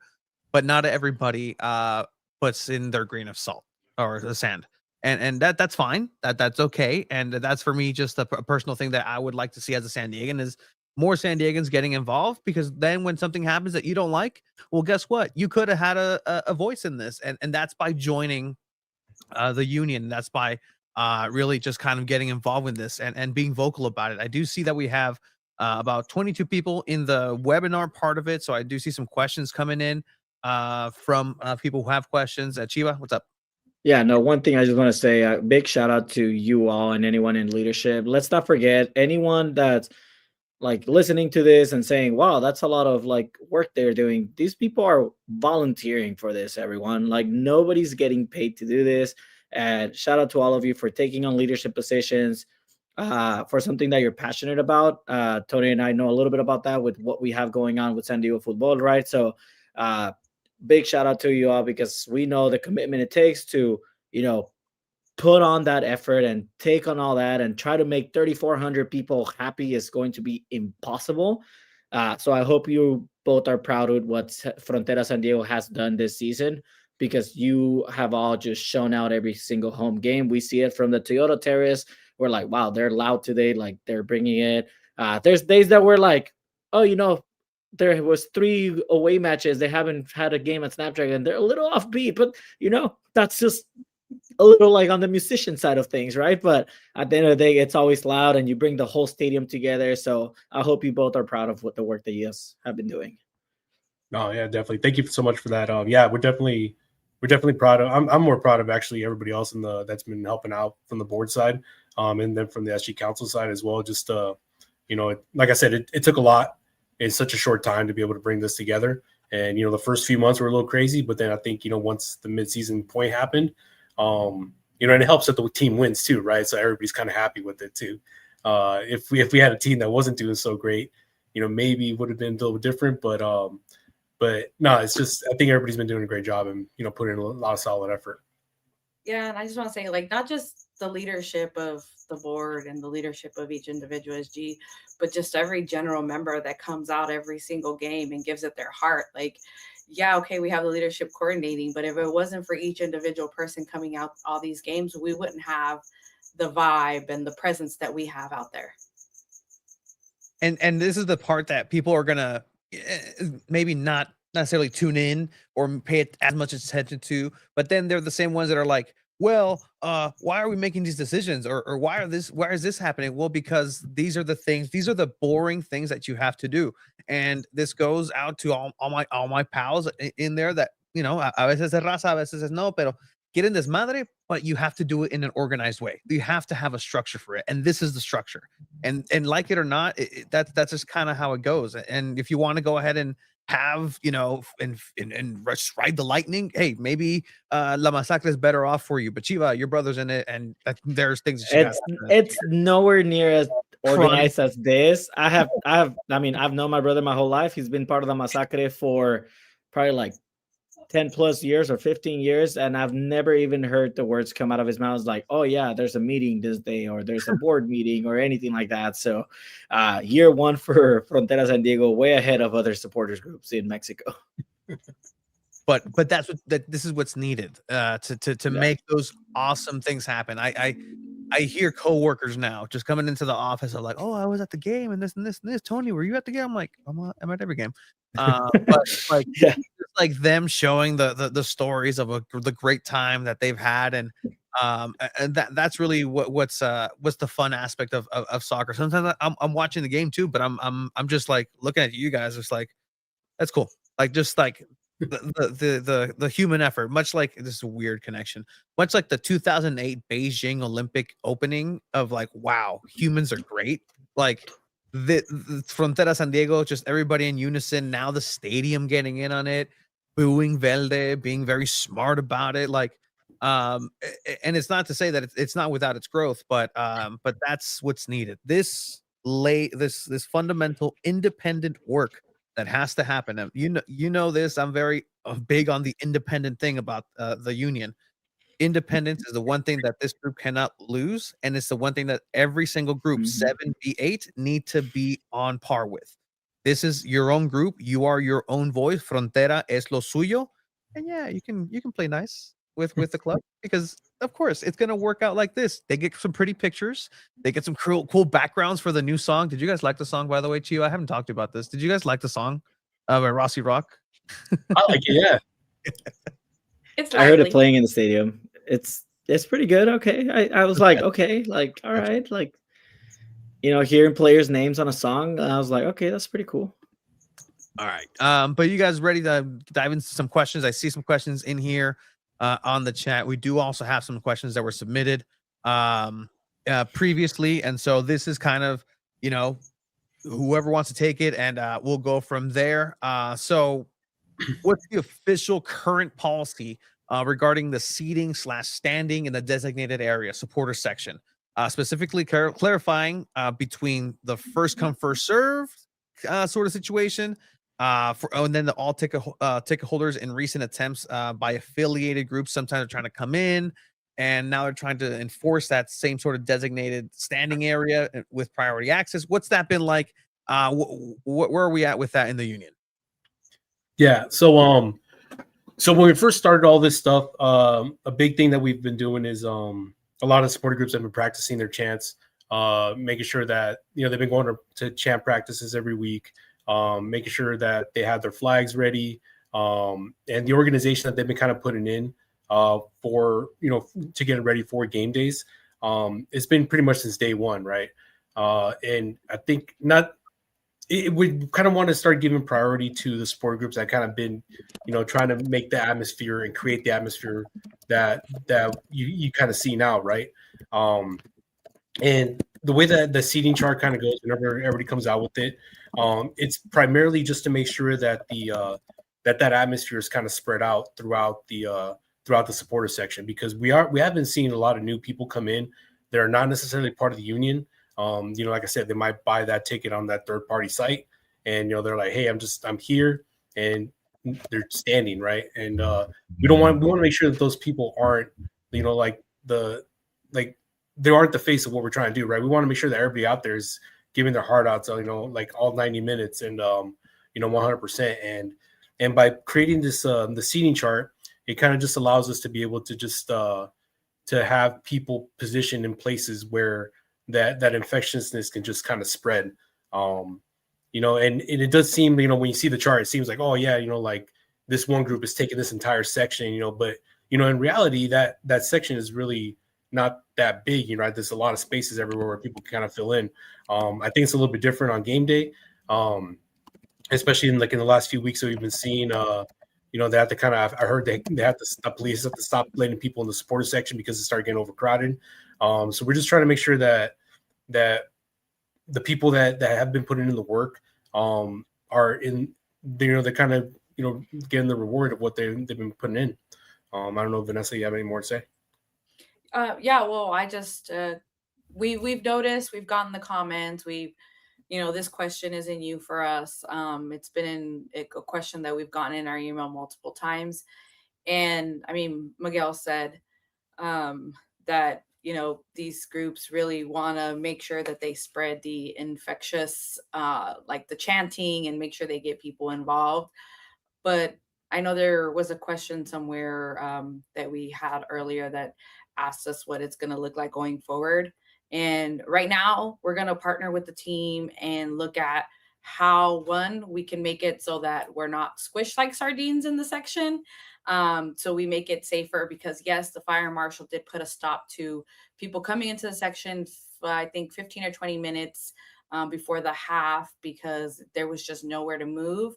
And we love that everybody wants to come into the section and be a part of it, but we have to keep it safe. We have to make sure the fire marshal is not going to get upset with us because we're crammed in there. So we're definitely going to be taking, the off season to work with the team on developing a strategy on, one, how we work with the seating charts and the maps to make sure that people who are not part of a recognized supporter group still feel included within the section, and two, that we don't have that overcrowding going on. Yeah, because it has to be safe. At the end of the day, it has to be safe. That's the last thing you need. Let the ambulance and then EMTs stick to the San Diego State Sun games, and not at San Diego FC, or just not in general. Chiba? Yeah, no, I see another question, just the financial side of things. And Miguel, you were talking about it a little bit earlier, but this question that was submitted, how does merchandise work for each supporter group? Are they supposed to have like a store set up on the Frontera side? Are bank accounts independent for each supporter group, or is everything commingled, or do supporter groups have separate bank accounts? Yeah. So for that question right there, we do encourage each supporter group to have their own bank account, their own 501c status, so they can maintain their own merchandise. Right. Frontera, we have our own 501c status that we have, and that's what we use to manage our membership fees, any kind of revenue that we have from like either ticket sales or like bus sales or merchandise sales. So that's actually for us. I think the first part we're talking about, like the merchandise that was supposed to be a store, that was an idea that we had early on. And I think that was one of those that was actually one of those items that was we bit off more than we could chew with that one. So at the end of the day, we kind of decided not to go through with that. And it actually kind of worked out, because a lot of the merchandise for each specific SG is, very, very personal, to them. Right. And they want to make sure that whoever is wearing their merchandise represents their SG the way they kind of feel, necessary for that. So that's kind of one of the main reasons why we haven't opened up those individual SG stores in the, within the chant area. But I think maybe in the future we might introduce something where it's like, hey, if you're an SG and you want to make extra revenue for your group, we could put your merchandise in the store, and just make sure you give us your tax identification number, whatever it is you guys use for your EIN. And yeah, just those are the things we're just kind of working through. But yeah, making sure that the money, that's also one of the hardest parts, to make sure that everything's kind of controlled properly, because we want to make sure that we're doing anything by, according to law and, regulations. So yeah, that's kind of the way of how that works. Yeah. Can't get caught up. There's an episode of Batman where the Joker is like, I'll go up against Batman any day, but the IRS, I have to pay them, and just a bag full of money.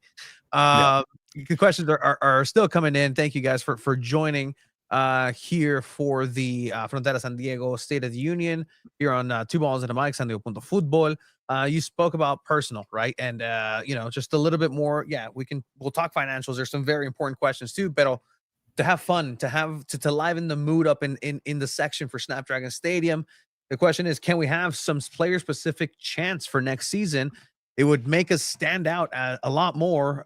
We could take some inspiration from some of the Premier League player chants as well. Thoughts on that? A little bit more specific. The songs are getting known. There's new songs that were worked on through the season. You can hear them. You can tell which songs are the section's favorites, because those are the loudest, and that's where most hand motions happen, or everybody's in unison. But for player specific chants, where are we at with that? I'll take it. We have people who have made suggestions via like Instagram. They'll reach out, or emails, and they'll give that in. And then it's really up to, again, we have committees, and we have the Banda committee, which is led by Adrian from Chavos and Ali from Dago Boys. They have done the amazing job of putting everything together. And people, if you want to take your ideas to them, and they figure out how to incorporate it, or you work together on maybe building something, I know they're always open to listening. And yeah, I mean, it'll take some time to make sure that they get incorporated. They practice the melodies, making sure that the drum line comes together. But Adrian and Ollie have said time and time before that just reach out to them. Yeah. And just kind of to add to that as well, a lot of the songs they kind of come in organically from chant practice, like sometimes the drum practice. I think that's one of those big topics that's always out there, right? We always encourage people to go out to chant practice and make sure that they're out there to learn any new songs that come up, to bring up any new ideas. And when it comes to player-specific chants too, I think a lot of that's definitely just organic, right? If it's something that's super major, we don't want to come up with a chant for every single player, right? It's got to be something that's just like, hey, like no doubt, no shit, this is something we could, we could probably integrate for the future. So yeah, it's just like I said, it's just first things first. Show up to practice, bring in your ideas, and then people will try it out, and if it catches on, it catches on. Yeah, I see another question on here regarding parking. As we all know, parking is very expensive at Snapdragon. Will the union continue negotiations with SanDiego.FC regarding parking costs? Most of the parking lots are dirt. Also, the attendants are not there at the end of the games. It leads to congestion and long delays. Either the cost of parking needs to be lowered, or the services need to be improved. Yeah, I mean, these are definitely concerns that we'll taking back to the team. Again, learning season for everybody, I'm sure for the parking attendants too. But now that we know what we're looking at, what we're needing, and yeah, we're always here to negotiate with the team when it comes to anything involving pricing and making it something that our people can afford. Yeah, and one of the big things about the parking situation in Snapdragon is I think I don't know if everybody knows the plan for that site. The 5-10 year plan that's coming up for that site, but those dirt lots there, they're not going to be there like in the next like 10 years, right? Those are going to be stores. They might be like some student housing. There might be some classrooms, but all that land right there, San Diego State has plans for it, and pretty much the only parking lot that's going to be available is going to be that grass lot, right? Everything else is going to be developed by San Diego State for in one way, shape, or form. So that's another thing we're kind of struggling with, is making sure that this tailgate environment that we're building stays alive way after they have to close the purple lot. And the reason why we're actually in the purple lot right now is because that lot right there. That's the last planned lot to be developed. So we have to figure out a way for 10 years down the line to where we're going to move that tailgate stuff to. I mean, you guys have made it work. Like, how's that been? Like, obviously, still being able to make it happen. Like, it just kind of now a staple of tailgating. You can't tailgate over in Petco Park, so this is literally the only place to be able to do that. How fun have those been? It's been great to like, and I'm gonna give credit where credit's due. Osito, one of our board of representatives members, this was his brainchild from the beginning, right? And a lot of the Barra 18 folks that come from that Charger, tailgate, that Bull Pride stuff. And the way it's kind of grown now to where it's become such a staple of MLS, it's just, it's been amazing to see, man. Just those videos, those shots from above, all those flags coming up, and all those tents, all that free food. I mean, like, I scroll through Instagram and TikTok a lot of times, and you see a lot of influencers. The first thing they talk about is all the amazing vibes that are happening in that purple lot, and it's been great to see, to be honest. Yeah, just echoing like what Miguel said. I mean, walking through it, it went from, SGs and members of SGs kind of staying underneath their own tent because, we really didn't know the other groups to, you see everybody commingling, chasing each other down, trying to give somebody to take a shot. And I mean, it's the excitement, the party, the different groups bringing in bandas to play music. It's just people bring the energy starting from that tailgate into the stadium. And I definitely encourage like for the non-affiliates, right? If there's any non-affiliate members out there that want, I mean, that's a great place to get to know people, right? You may not fall into a group, you may not want to join a group, but at the same time, that's a good place to be able to get to know some people, get to know the vibes that are kind of going into the stadium from the get-go. That kind of falls in that kind of falls in perfectly with Philippe's question. If one joins the union, what are the obligations? Do we have to attend the union meetings, the tailgates, or can they just join as a silent member to contribute and vote? That you go with that, Vanessa? Yeah, I mean, joining just the general union, yeah, you join as just a voting member, even if you're kind of in the background and kind of watching how things take shape. If you want, like, the more involvement and making, like, being part of committees and taking up more work is like if you join board and executive board. But even if you want to be a silent member, and let's say you're joining and you want to say come down for a TIFO painting or tracing, like, we want everyone to be involved and just give us the time that you can give us. We need the volunteers, and we'll take, a few hours out of your day if you can give it to us. Yeah, definitely. And also too, just kind of echo what Vanessa's talking about, right? You get to be to TIFO things too, but you get to have the opportunity to be maybe first in line to purchase some away games to the big games like in LA or something like that. Get a bus ticket with that, and there's a lot of opportunity. There's a lot of benefits to be able to join the union, even if you just want to be a silent member. Just being able to be in that know, that's kind of the main that's kind of our main bread and butter that we're kind of offering for people. Well, I mean, that's a good kind of launching pad too. Another one of the questions here that kind of piqued my interest is at the Portland game. I noticed that a Timbers fan were able to. By the way, these are from the union members themselves, right? Questionnaire, yes. Perfect. Yeah. And so they were saying that they noticed that the Timbers fans were able to line up 2 to 3 hours before every game to greet players and get autographs. I've been told that they also have an annual fan fest for season ticket members where they can meet players, get to tour the facilities, and hang out on the pitch. As a San Diego FC supporter, will we have more opportunities like this in 2026? So I'll take that's definitely a club question. They did do something earlier in the season for season ticket members where they had like the players down on the pitch and we went around and you got to take photos and autographs. But it's definitely a question that we're taking back to the club and kind of seeing where their head's at with these types of events for season ticket members, these types of events for union members, and hopefully planning out and getting everything on a calendar for the next season so that we can start getting that out there and making sure people are aware of specific dates for these things that are happening. And again, a good segue there is, well, you've mentioned like, hey, we need to get the word out. What are we utilizing?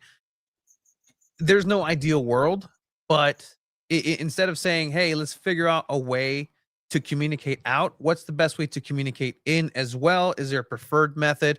I do believe this is a question, here, just kind of what's going to happen in terms of these things that they kind of found out through the Chant app, which, by the way, personal experience through Chant app, it's not the best. I think it's cool for certain things, but it's weird. It's a weird app. Like, I just went on it just for curiosity and I got a headache. And yeah, we're highly aware that it's got glitches, and for right now it's doing what we needed to do, and we are exploring other avenues. But the biggest thing is probably our Instagram. It's ran by, Steve Cabrera, who takes a lot of pride in making those amazing videos that he does. And we're very excited when he puts a new one out. But we really put everything out there through Instagram, and getting as many emails as we can now, but we also don't want to make people feel like they're just getting a whole bunch of just junk mail. So we're very cautious when we send emails. We wanted to make sure that it's informative. But yeah, like the everyday kind of stuff, Instagram and chant for internal. Yeah, and if somebody wants to submit a question, I mean, same thing, chant Instagram. S-Spin has been doing an amazing job trying to help us out with the administrative portion of chant. He answers questions, he brings it up to us. Steve does the same thing too. Like whatever questions that come up from a member, if they can't answer it, they bring it up to people, and that's kind of what we're that's our main. That's kind of what we've been using the last year. Is those two main avenues or you can come up to us and talk to us directly. I mean, I never turn anybody down when it comes to any personal, to any questions about the union. I don't think Vanessa has either. We're all very available. And if you look at our website too for Frontera, we have all the board members listed in there. They all have pictures, so you can see what they look like. If you see them out, ask them a question, see where it's at, and then they'll either relay the questions back to us or answer it to the best of their ability. I mean, like Tony said, catch me at the games. I'm up and down all the stairs. Stop me, ask me questions. I'm always happy to chat. So yeah, we're around. We're very open to having people come up to us to be involved, asking about opportunities. So yeah. I will say, just throw it out there. There's an app called Band App that I use for communications at work, and it's actually free, family friendly. I recommend it. If it's something that you want to look into, just throwing it out there. Band? Yeah, Band, like BAND. And the communication is perfectly, and you can control who can make posts, who can post anything, who's a co-admin, all that stuff. It's super fun to use, and it's easy. Again, family friendly. It's cool. Brought to you in part by Band App. We'll check it out. But even then, like, and I love that, Shiva. But I'll be the other side of it too. Like, there's a lot of people that don't have any Facebook, like, and want to be part of it. A lot of people do have it, obviously nowadays. But I see the pockets of fandom for San Diego FC. The San Diego FC Facebook group, for instance, is a pretty large group. And sometimes I think to myself, where are these thousands of people that are not watching Two Balls and a Mic? But it's a challenge for sure to get smoke signals out there. El Tia that they want to get there. I remember there was one of the walkthroughs in the stadium, one of the first ones that I had my credential, and then I had an extra ticket, and then I see this Theo who was clearly taking like a younger nephew, and he's just like, oh, but you promised me, but I just hear like, take mine, like, just like technology should not be a barrier for this, but unfortunately it is nowadays. So hopefully that's something that does get worked on and worked through. Again, here at the State of the Union for San Diego, Fronteras San Diego, Frontera SD.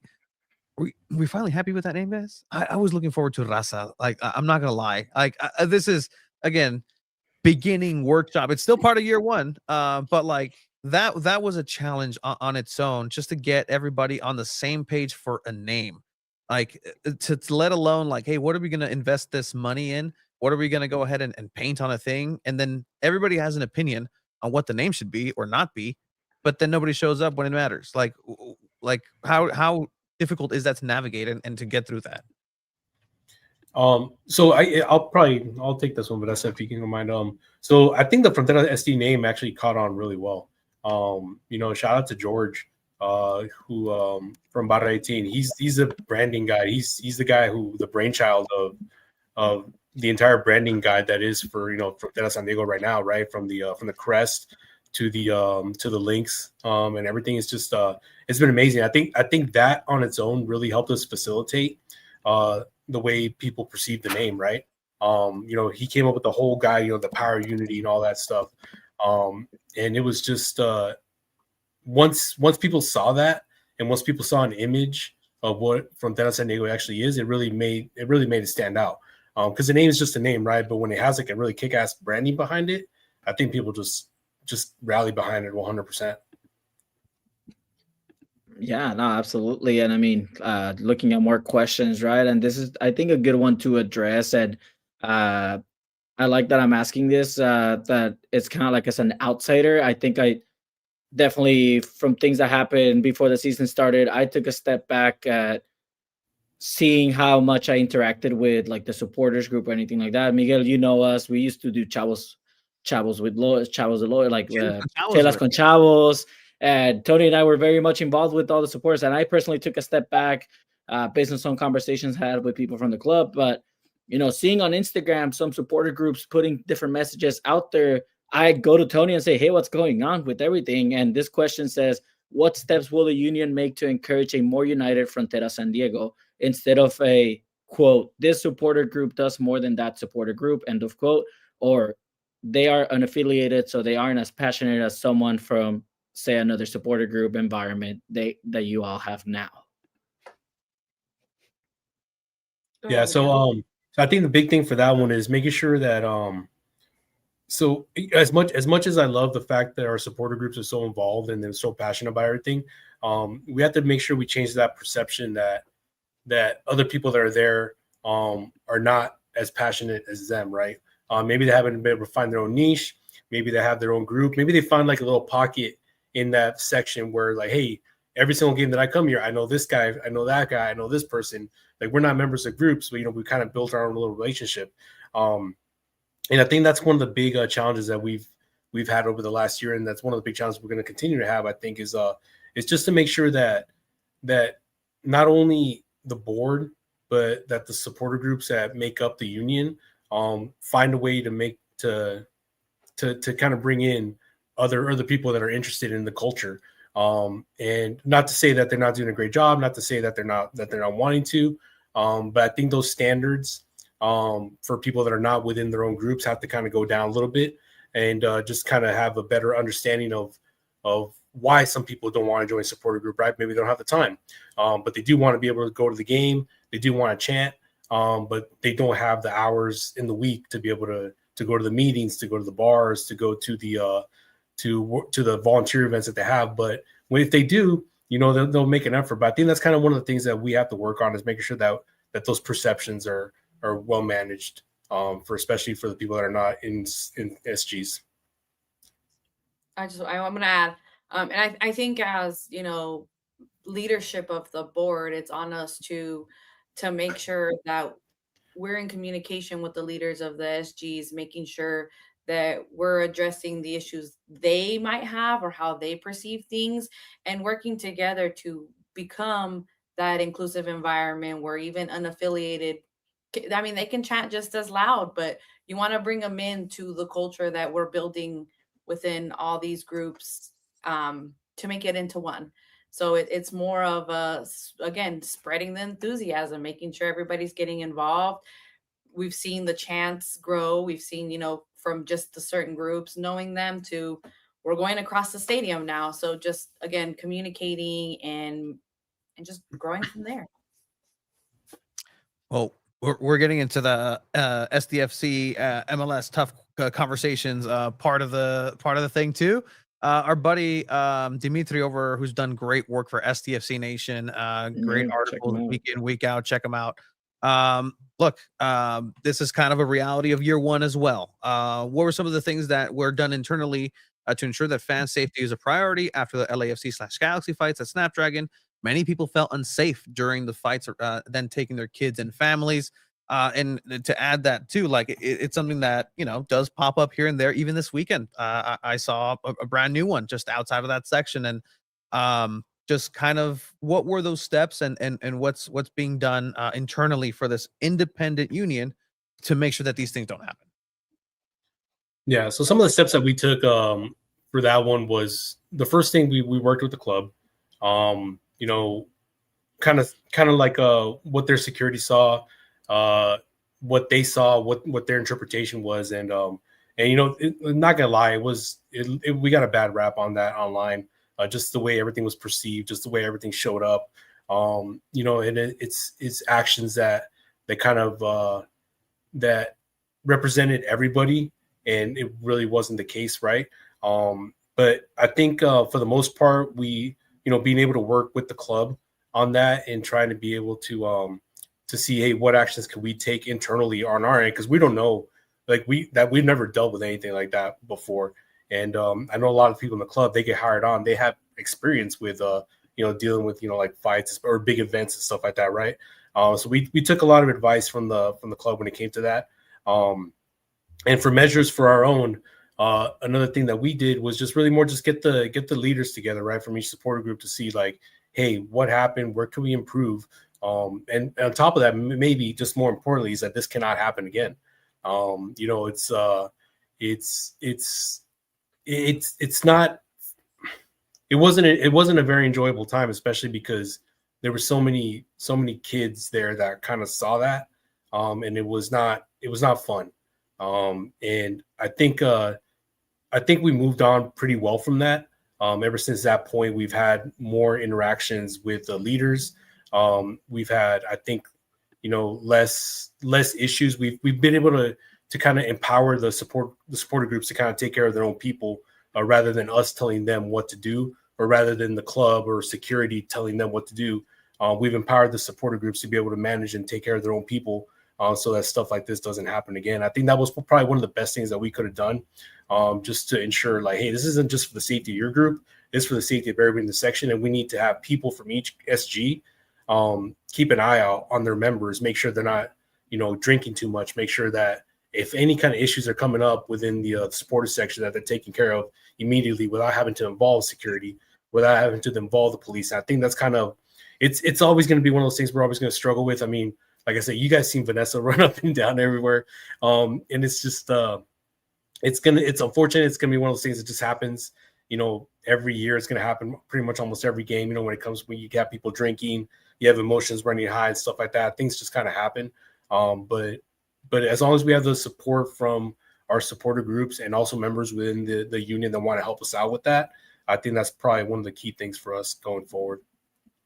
And I've just, and just immediately after that specific situation happened, we definitely sat down with leadership, and we had tough conversations on, this is not the image we're going for. This is not what we signed up for. We signed up to support a team. We signed up to bring our passion into it, and mistakes happened, and our biggest thing is, one, yes, safety of people in the stands. People bring their families, I bring mine, and that's always going to be a priority. At the end of the day, though, adults are adults. They're individuals. They make their own decisions, and sometimes we have to, as a union, be, unfortunately, reactive to a situation. So I think that going forward, we have to keep in mind that there are going to be times where we're reactive, no matter how many preventative measures or conversations that we have.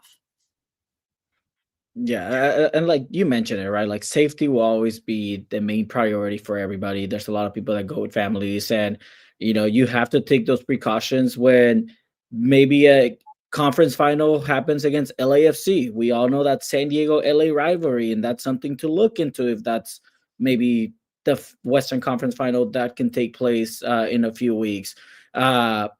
What were some of those steps with working with the club in trying to bring people back into the supporter group, into the section, so you can have those people back and just be able to support the team, especially in the playoffs as well? I think it kind of worked. It worked out on its own, honestly. Not that we definitely try to encourage people to be like, hey, if you see something, say something, right? Like don't just let things kind of happen in the stadium that they're like, oh my God, look at that guy, and then come back and tell us 2 days later, oh, I saw this one dude do it. It's like, well, who was the dude? Like, I don't know, just some guy. It's like, okay. So, but we definitely want to encourage people, if you see something happening in the stadium that shouldn't be happening, bring it up to security, bring it up to leadership, and it's one of those things we're gonna try to work on fixing. But I think just the way the club was performing, I think that on its own just actually made people want to come back. And it was definitely a challenge for us to kind of be like, hey, we're making changes. Here are the changes, and just kind of showing them. That's pretty much the best thing we could have done, is just making sure that those changes that we made and that we were pursuing were visible, not just to union leadership, but to everybody in the stands. Yeah, and I mean, and at the end of the day, again, mistakes happen. Consequences of those mistakes happen after the fact, and we just want to make sure that people coming back into the stadium after those actions, one, take responsibility for their actions and show us, the people that are within the immediate of Frontera, like that they acknowledge that and that they're here to be a better person. And a lot of that has to do too with now, the people that I saw in that last video, it didn't seem like they've been there every game for Frontera San Diego. They're just kind of those casuals coming in, and they've kind of this question: is this a bandwagon success?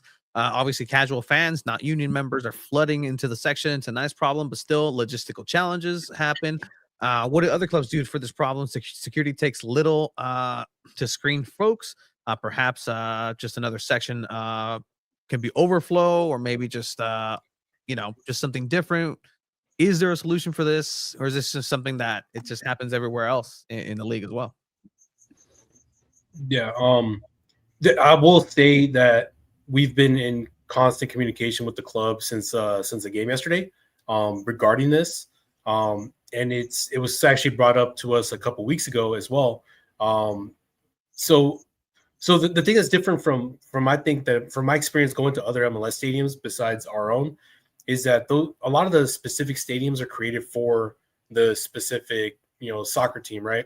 Like LAFC, Galaxy, Austin. I went to Nashville game last week. A lot of those entrances, they're sectioned off, they're bordered off for specific supporters only, right? And just to kind of get into the supporter section, it's very hard to be able to see everybody's ticket. They could just easily take a screenshot or whatever, and then show it to the security. And those are just issues that, we have to kind of work on. And the club is actually actively working on making sure that, that we have a plan for that going forward, just to make sure we prevent overcrowding, making sure we prevent the people that are like super drunk. They're like, oh, let's just go to that section over there. They look like they have more fun. It's just, we saw that a lot with the Loyal, right? And it's just, and I think it's just going to take a lot of time. But from what I know from other sections, from other clubs, is that they have their own private entrance and they have their own private like snack stand and everything. And they rarely have to travel out of their supporter group section. We don't have that because it was built for a student section. I think the way San Diego State football does it is that each student gets a wristband to go into the student section, because that's essentially what that is. It's the student section. But we don't have that kind of we don't have that yet. And I think it's something we're going to be working for, towards, hopefully as soon as the next home game, but if not, maybe for next season. They have the wristbands, but no students, Miguel. Like they have them, but no. They have them, yeah, they're there. Yeah. We're the most action that team's seen in a while. Yeah, there's a lot of logistics behind all of that, so it's definitely going to take a lot more coordination between the Snapdragon security, the team, and Frontera to really hone in on that.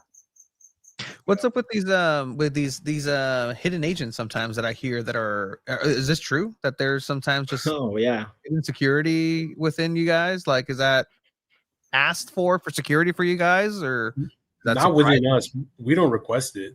Okay. I don't know if it does happen. I haven't seen one. Mm-hmm. But I can tell you right now, like it's very difficult to work when it comes to that section specifically, because we're working with 3 different entities. We're working with ourselves, with the club, with Snapdragon, and with whatever security is contracted for Snapdragon. So we have 4. So that's 4 different entities that we have to work with in order to make sure that something happens, in that section. And the MLS might have some secret agents. I don't know. I haven't seen them, but it's a rumor that I'm starting to believe most of the times. They have said occasionally, there might be.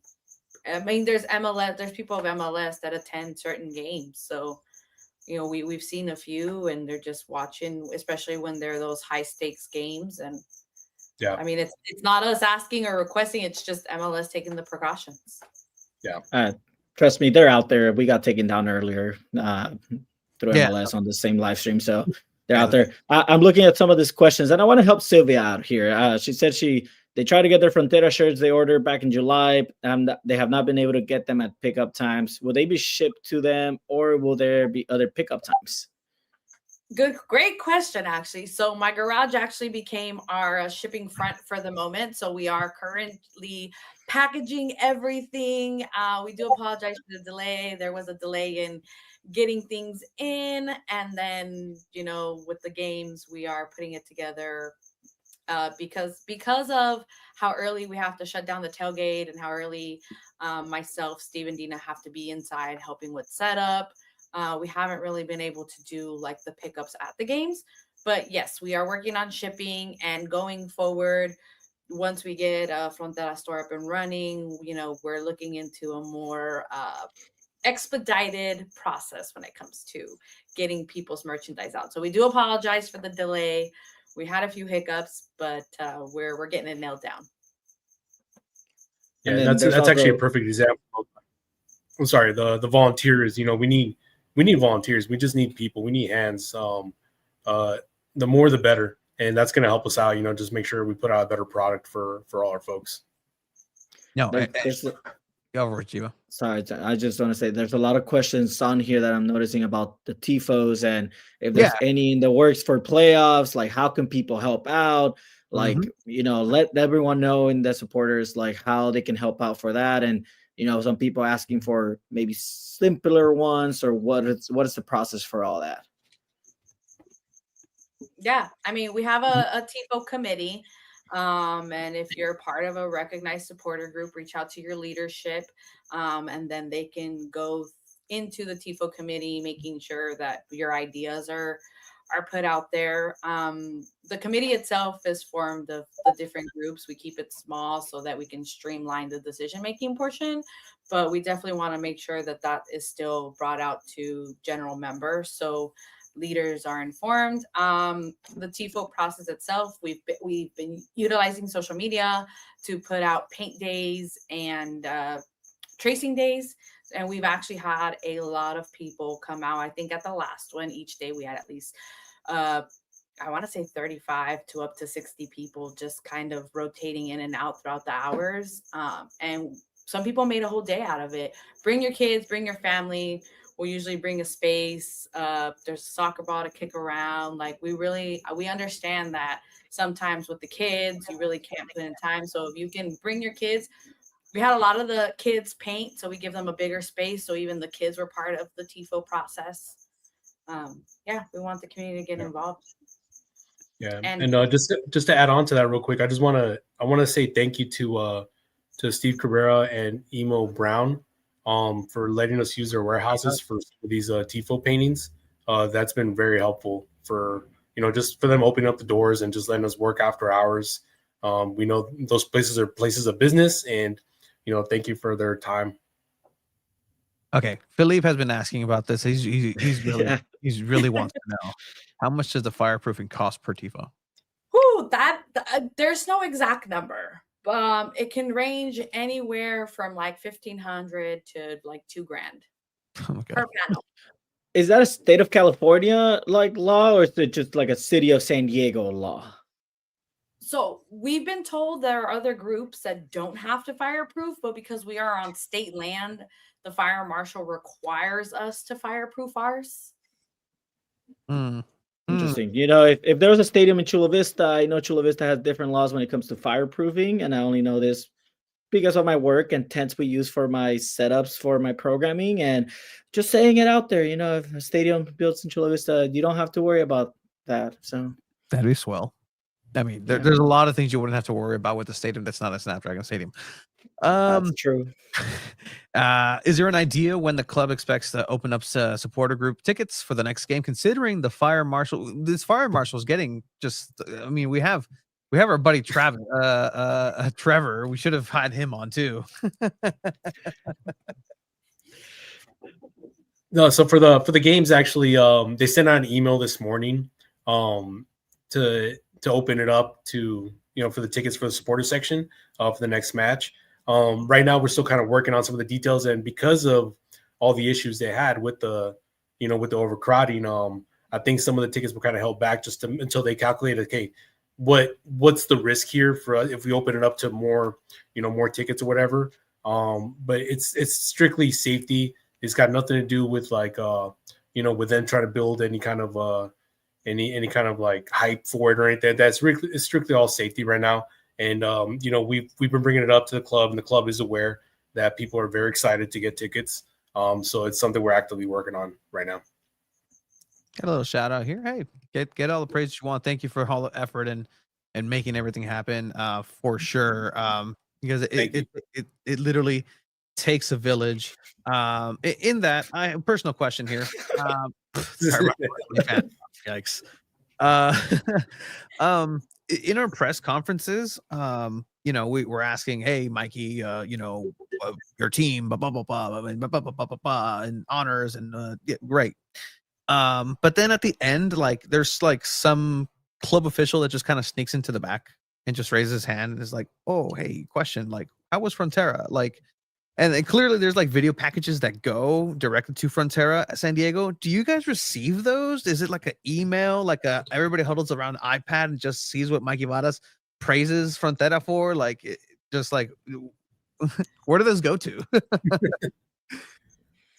I think Jerry actually does share those, right, Vanessa?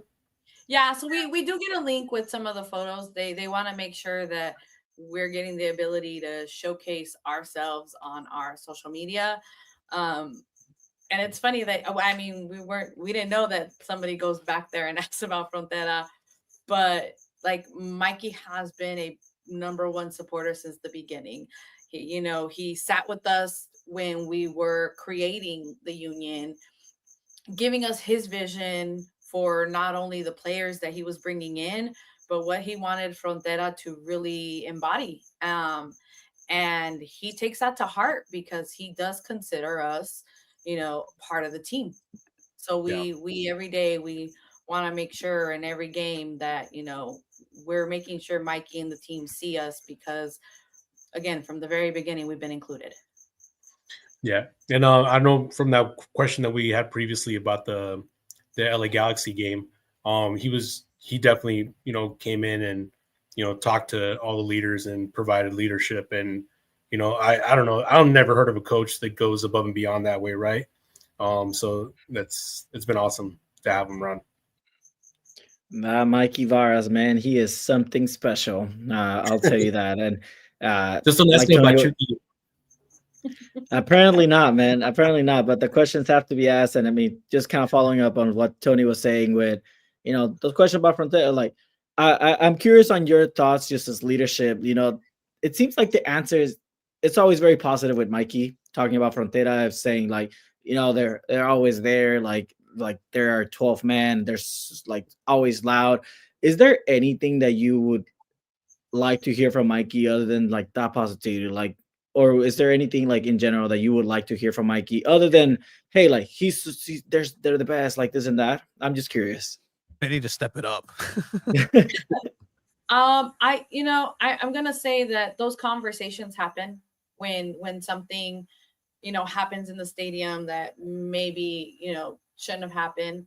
But those are private conversations, and he has really big heart-to-hearts with us, but he wants to make sure that he's praising us out in the public because of the hard work. But not to say that he doesn't come in and tell us like, hey, this is not what we signed up for. This is not what we want for this. We want to be better. So yeah, but the tough conversations happen. Yeah, they're not easy. They're not fun. Like it's not every day where you're sitting there saying, oh yeah, I'm having a discussion with a guy that makes a ton of money, and I'm just like, hey, I'm here, So, but it's those are tough conversations to have a lot of times. But thankfully, it's like I think we have great communication, like like we talked about earlier. And we just kind of built that trust now. So. A question that I saw here is the consistency in seating charts, something that I noticed yesterday. Yesterday. It just seems so long ago. But the tailgate kind of came down with the fog rolling in a little earlier, just because I think people were trying to get priority seating down there. Some sources kind of came down and said, like, hey, there wasn't necessarily that organization. Can there be more consistency in that seating? What's that looking like? Or just what are the measures being taken to? Because I know a lot of people were showing up to the tailgate expecting the tailgate, but everybody had closed down and starting to pick up a little earlier than they tend to. Maybe a little, a couple of minutes, but still, like, they wanted to go get in line to go in the stadium to get their section. Yeah, I mean, we realize that these games are heavily attended games, and yeah, I mean the SGs wanted to make sure that they had enough space for their people, for each group to come in and have space. I mean, look at what happened with everybody all on the steps, and they were really trying to avoid, especially like people that come in with their families for their groups, having to be stuck on the stairs. But that's just what they want to do. They want to bring down the tailgate to give them some more time to get in, especially because the time changed from how early we're actually going in. So we had to adjust with that. Yeah, and I think once we get those answers from the club on how they expect to handle people going to the section, right? I think that's going to make it a lot easier for us to be able to kind of actually gauge how many people are going to be in that section at a certain time, and it's going to make it easier for us to to create more consistency when it comes to those maps. I love that. And look, I think that's kind of another question too, and just kind of wrap things up. And if there's anything else that we need to address for the State of the Union here for Frontera San Diego, thank you for both of your times here tonight. But we've talked about, hey, we need to see our own do this. You need hands for sure. That's for sure. You need people to get involved and do the dirty work. Go do a TIFO, spread the word out, recruit, like all these things. You mentioned what is 3,000 supporters officially, correct? Around 3,400. 3,400. Cool. Yeah. Out of that, give me a rough percentage of how many people get involved, like legitimately involved to make this happen. And this is a reality check, perhaps, but just like I'm curious, what does that look like? I mean, day-to-day logistics, maybe about 3 people. or 4. Yeah. And when it comes to bigger things that we put together, and I said like a TIFO, we had upwards of to 60 people out of the 3,400. That's the numbers we're looking at. Yeah. Miguel, I mean, that's pretty accurate. And then also with the champ practices, you have SGs that some of them, a lot of them show up, and then we also have a lot of behind the scenes stuff too, of like, people that help out with answering questions on chat or email or IG, So yeah, I would say day to day, 4 people within the week, maybe you have like about 10 people working total. Yeah. Out of 3,400.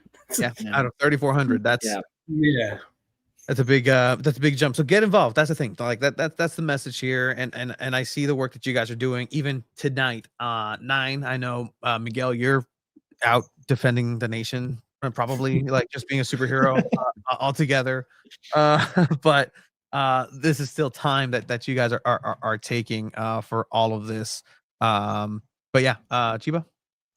Yeah, no, I mean, at the end of the day, right? I want to hear kind of like a statement or something from Frontera San Diego that kind of like San Diego FC would put when they would get an overwhelming amount of requests. I want to see that from Frontera. Overwhelming amount of requests to support and help out. Like that would be nice to see. What is the thing here to close it out? Here for a final question. What is the thing that you need to see from the club more of from the club, or just what do you need to see from them? And it's not something that they're already doing, something that they haven't necessarily done and more of. Yeah, I think man.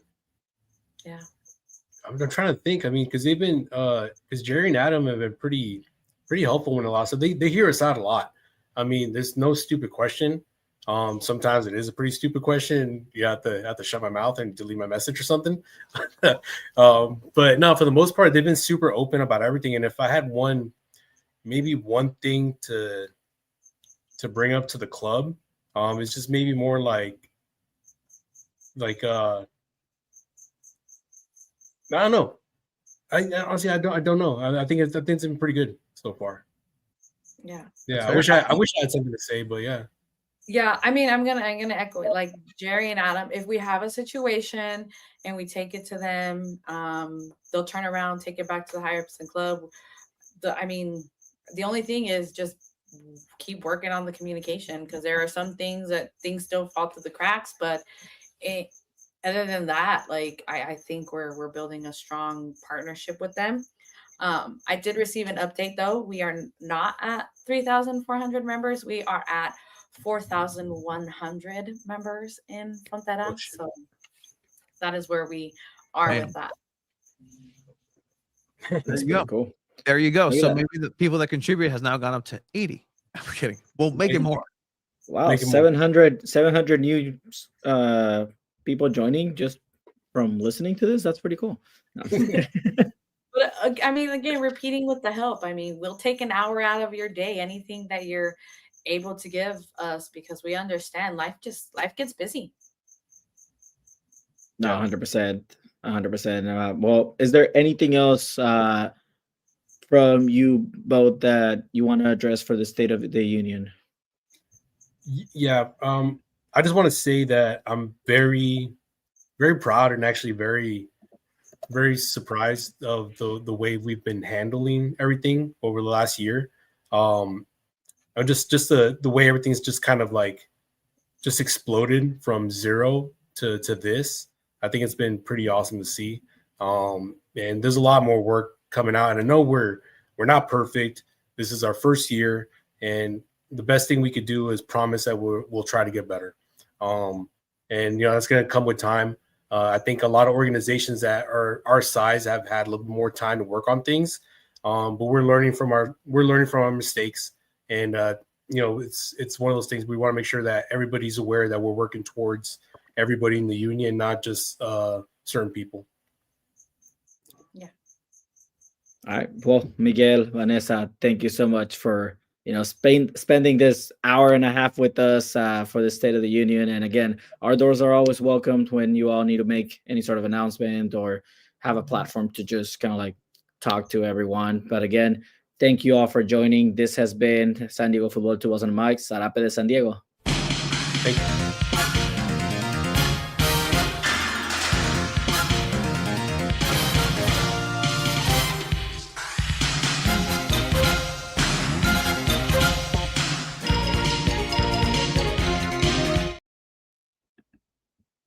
And we are trying to get Tony back, but I'm going to bring in Abe. Hi, Abe. How are you doing? Hello. You're I'm still doing there. good. Yes, that was nice to hear from. It was lots of interesting business stuff going on, but it takes a lot to run a whole supporters union. Like that's so much work, and like 4,000 people. That's just it's a lot. It is actually insane, and I'm actually kind of glad, Abe, that we both stayed remotely for this one, because there are internet issues happening sometimes at the studio. Yeah, and Tony didn't pay his internet. Thanks, letting down. Let's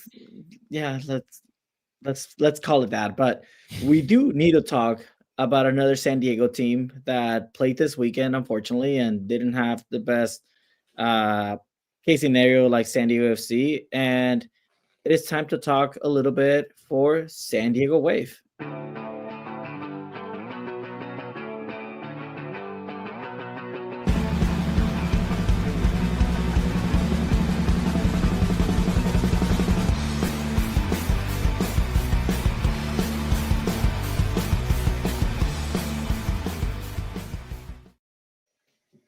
Well, San Diego Wave faced Portland Thorns this Sunday as well in Portland at 12 p.m. for the quarterfinals.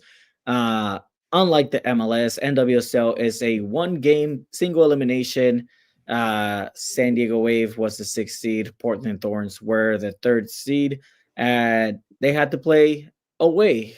I'll pull up the lineup right now, but if you want to give us just quick thoughts on just what you saw overall. I think it's probably it's a really, obviously it's a big game, it's a playoff game, but Portland is such a monumental establishment, I think, in the NWSL. So I know a lot of people were looking forward to this game. This is probably, I think, the most even game of all of the playoff games. It seemed like these two teams really matched up well, and I watched a lot of these NWSL playoff games, and it was they were all pretty good. A lot of them went to like super late goals and stuff. So I had a feeling that just because all of those ones were good, this one might live up to that with just maybe some late goals or some interesting things happening. That regulation definitely a little bit of a, I don't want to call it a slog, but just a real chess match just between two really good midfields.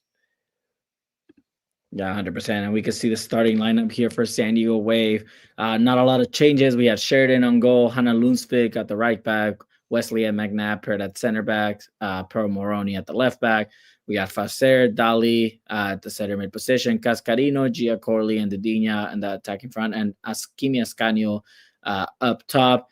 Any surprises here, Abe, that you saw? Anything that you said, wow, this is different? It's kind of like same old that we've seen from Wave. This is probably one of the best starting 11s that Jonas Eidevall could have put out there. Yeah, definitely what he's become accustomed to, and I think you really have to like respect it at this point. He found his 11 and it's kind of stuck with it. I think if Savannah McCaskill wasn't injured, that would probably be the only change that I would make, is putting Savannah McCaskill in for Facer, just because she has a lot more experience. But Facer still had a pretty good game, and she was getting beat up pretty hard out there. Yeah, I think again, like with some injuries, this could have been a different outcome. But at the same time, for Portland, talk about Hospital FC, a lot of injuries from that side. And at the end of the day, it's still a very lethal side from Portland. Oh yeah, with Olivia Moultrie and Sankofi in that midfield, it's lethal. I think is putting it nicely. They're so good. We got Tony back. Hi, Tony. I think I was the only one that at some point this game thought that Wave was going to win, and I don't think you both said that. You guys thought no, it wasn't going to happen, right? No, yeah. I said last week that I thought Wave would pull it off and they would go to the semifinals, and I was a little hopeful because right before this you had Gotham beating Kansas City, a team that was a fortress, a team that like outscored everyone by so many goals, a team that won the Shield like 10 weeks before the season ended, and that was a big surprise, but at the same time just shows the level of competitiveness between NWSL teams, where the number 8 seed can compete against the first seed and take them out in the quarterfinals. After seeing that, I think everyone kind of had like a chance, like, hey, I like Wave's chances. That's fair. I mean, even Louisville took Washington Spirit to penalty kicks. That was quite a shock to me. I think it was three of the four games went into extra time. 2 of them went to penalties. Wave was one of those games, and unfortunately wasn't the result. Not a lot of back and forth action, a lot of dangerous opportunities here in the game. I mean, if I'm being honest, the highlight reel is only 3 minutes and 40 seconds long. Yeah, I mean, Caitlin Sheridan, and I think you kind of said something about her during this game, but she really didn't have much to do this entire game. Like, I don't think if she did face a shot, it really wasn't like a strong one, because Portland's shots were just ending up hitting the woodwork or just not even getting close at all. And I think it's a testament to Wave's defense. Like, Hannah Lundqvist was putting in a shift this game. Pro Moroni too was getting pretty beat up here. And I mean, I think for the questions that we had for Wave's defense this year, being able to hold Portland scoreless at home for 90 minutes is quite an accomplishment that they should be proud of, and proud of looking forward into the future as well.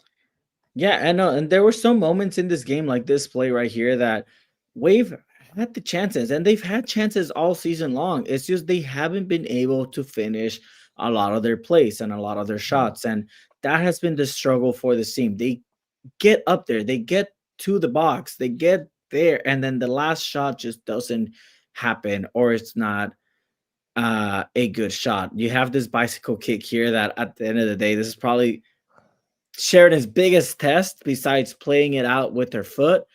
And that's kind of like when I texted you guys and had a bit of a hot take saying, hey, like, I think maybe Wave could move on from Caitlin Sheridan in the near future. I think you disagree, Abe. Yeah, I think the way she's playing out the back is not. It's not. She makes a lot of mistakes that could cost Wave in the future, and maybe this is just me getting a little frustrated. But I think she does make a lot of mistakes, and her like ball distribution is not the best. Yeah, I think that would be a fair take if they had like another option. Like with San Diego FC, they have Pablo Cisniega and CJ, and they're both pretty solid options. I don't think you'd be too upset between either. But Didi Hericic, when she was with Angel City, has had plenty of moments where she just didn't really look great at like shot stopping, and like made easy stops look pretty hard. And I don't think we've ever seen enough from Didi Hericic. I think she played those 2 games this season, and it didn't look super. She didn't look super comfortable out there. And then Hillary Beale as well. I don't think she's starting goalkeeper material. So it's not when she breaks her foot in the game. I mean, she stopped the penalty kick in that game though at Truro Stadium. So she sure did. You gotta give her credit for that. But yeah, just overall, like I think you got to stick with Kayla Sheridan, even just for her leadership alone. She's the captain for a reason. Everyone respects her. She's been on this team for a really, really long time. So you have to keep Kayla Sheridan. But the big controversy of the game, what did you do you think that was like a huge controversy that should be the story of the game? You mean the handball that wasn't called at the end? Yes. Yeah, I'm trying to find it here. 100%. 100%. If you can remind me maybe what minute I don't know if they put it in the in the highlight. No, they wouldn't. They would never. No, I would let me wouldn't. find it. You guys let Tony talk about it. I'll find it and pull it up for you. Tony, welcome back. Yes, let's talk about it. There was a play towards the end of the game that it was a cross from Cascarino that hits a defender's hand. It gets deflected into a corner kick, and it looked like the arm was extended out slightly, and it's a clear handball. Tony, tell us what you saw. Like, that should have been called, in your opinion? Should have been a penalty. Should have been a penalty for sure. At least a VAR consideration.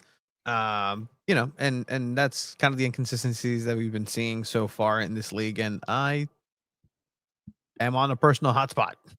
Look at that. Talk about joining remotely coming through.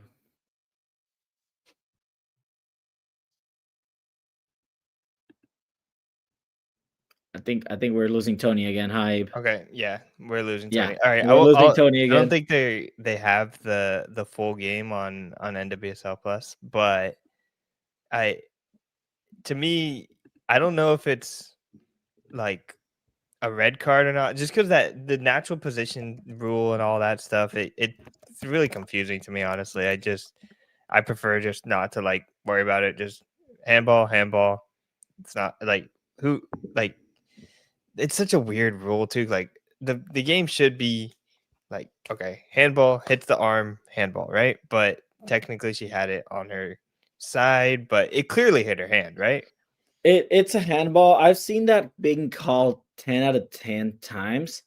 And it's not a red card. It's not, there's no double punishment. Like, there should be a red card if you're going to warrant a penalty, if you're going to award a penalty. But the fact that it didn't even get checked through VAR, like to get called or to be reviewed, like, what's the point of having VAR? I will say this, like, if they get a penalty and they miss it and they go to extra time and they lose 100%, then Wave drop that. But if they score that changes everything, and Wave would be playing a semifinal next weekend. Like that's how much of a decisive factor that call made for this team. Like there's a 60-70% chance that Wave scores that penalty. If it's Kentadali, maybe a 90% that she scores that penalty. And it was at such a late into the game that Wave would have just parked the bus and won that game.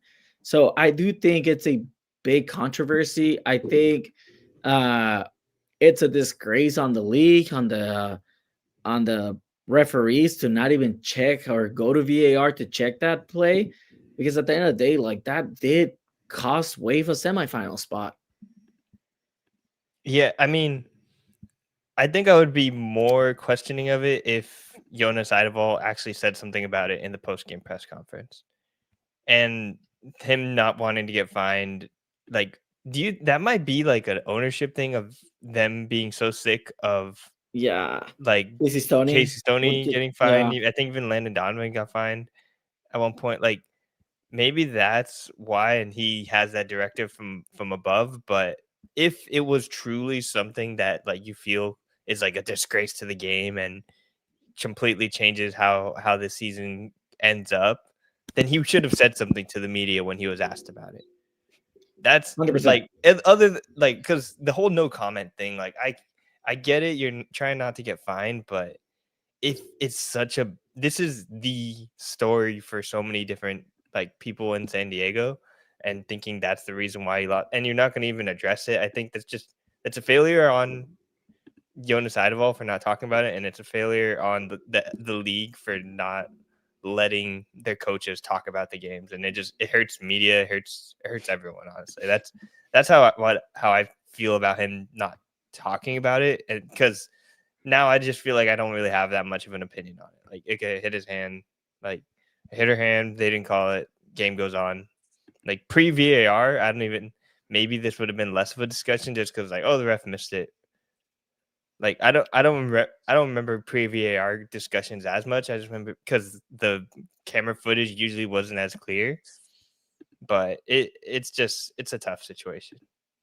100%. As we have Tony, it's a tough situation. Tony from the phone. They get paid to make these tough choices and decisions, and at least that's my thing. Go look at it, and that's where we all agree with that. Yeah, it's a shame.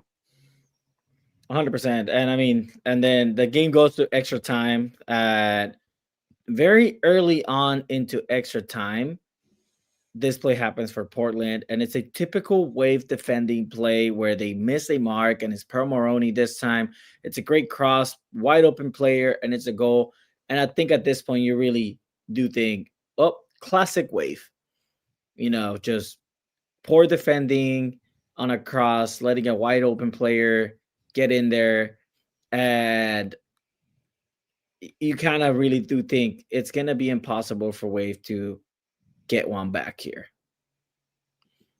Yeah, it's even more like just exhausted defending than like poor defending. Yeah. Like obviously in extra time, like you're gonna be dealing with these moments. And Olivia Moultrie too has just been such a great player for Portland, and you know she's gonna get into a dangerous position, and to let it happen that late was just, it's a tough moment for Wave. But I think they really, one goal in extra time isn't something to just be like, oh, the defense is completely horrible. Like things like that happen, especially in extra time of a playoff game. 100%, especially when a lot of your offensive weapons are also getting tired, and you have to resort to, you know, subbing on Trinity Byers, who had not played a single minute due to an injury, and she came on, and I personally, you know, it was a kind of like a Hail Mary attempt from Jonas Eidevall to throw Trinity Byers on there. And I mean, you know, from what I saw, she's fast. I think she has potential, but it is kind of like, I don't know what you thought about that substitution, guys. Like,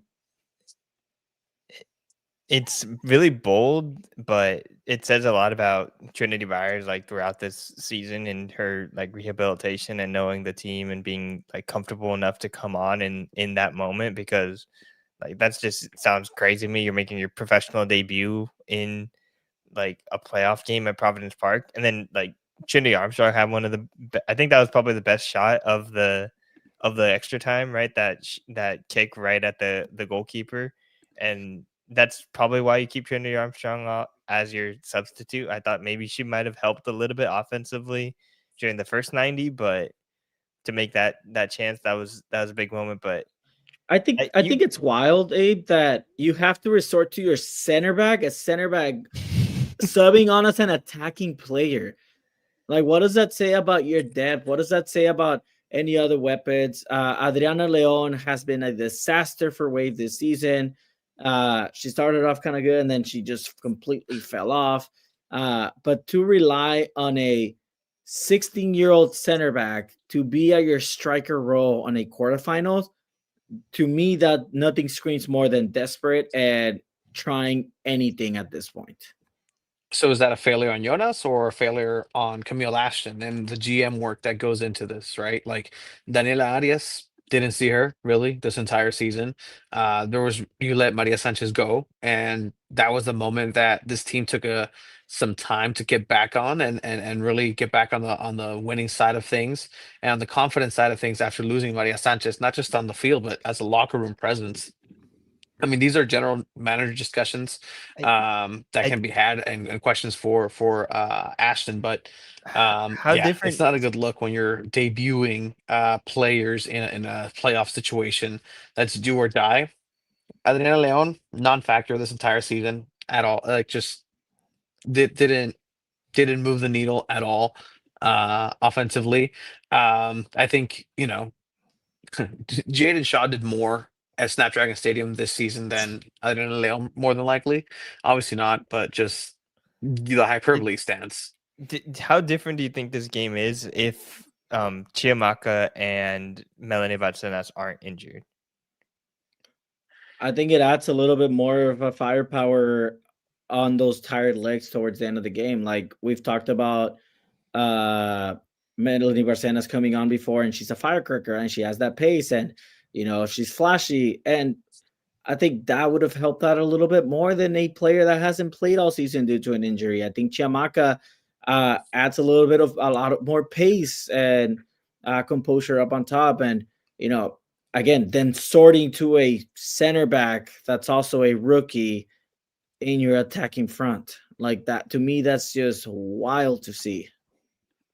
Yeah, these are all just like what ifs, because obviously you get injured, you can't really do anything about that. But I mean, you have less injuries than Portland does. I mean, Portland was without Sophia Wilson this entire season, and Sophia Wilson obviously would have completely changed the game on Portland's end. Morgan Weaver too is out early on in the season, and I want to pull up this comment by Brad. Armstrong position at CB, press forward. She was in position at 9 all the time. She was in there. Yeah, Armstrong is such a unique player, especially late in games. Like there have been times where she gets pushed up to the 9, and I think they just are, especially when you need a goal. They don't really care about just throwing everybody up there, right? Like that's what it seemed like at that point. Yeah, no, and she scored goals. Like she's good. She finds herself in corner kicks, knowing where to be, and has good heading abilities. So I can see it too. But at the end of the day, like it just looked not the best for Wave, and I think not getting that handball kind of like brought the team down a little bit, and then that goal was just like that last punch at the end to like just demoralize the team. They kept fighting and they had opportunities. But it wasn't enough for Wave. And again, it's still a Wave team that is a big improvement from last season. This Wave team surprised everyone by making playoffs. It was a complete rebuild from last season.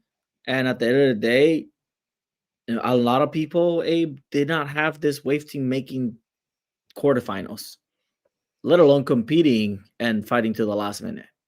Yeah, I think I was like thinking about this morning. Like for some reason, I woke up and just had this thought as I was like eating breakfast. I was like, this is like a positive disappointment for as far as the Wave season goes, just because I don't think you can be disappointed that they made the play, like that they even made the playoffs. That's a huge improvement, and you got to be like excited about that. But they showed so much during the season, and they showed so much in that game that I think it's fair to be disappointed about how this all ended, just because like they have all the ingredients. Like I think for the future, the Wave are set up really, really well, and people can be disappointed about this game, but also looking ahead and saying this is a Wave team like that's structured in a really positive way. Just because like a couple of tweaks here and there, and I think this team can end up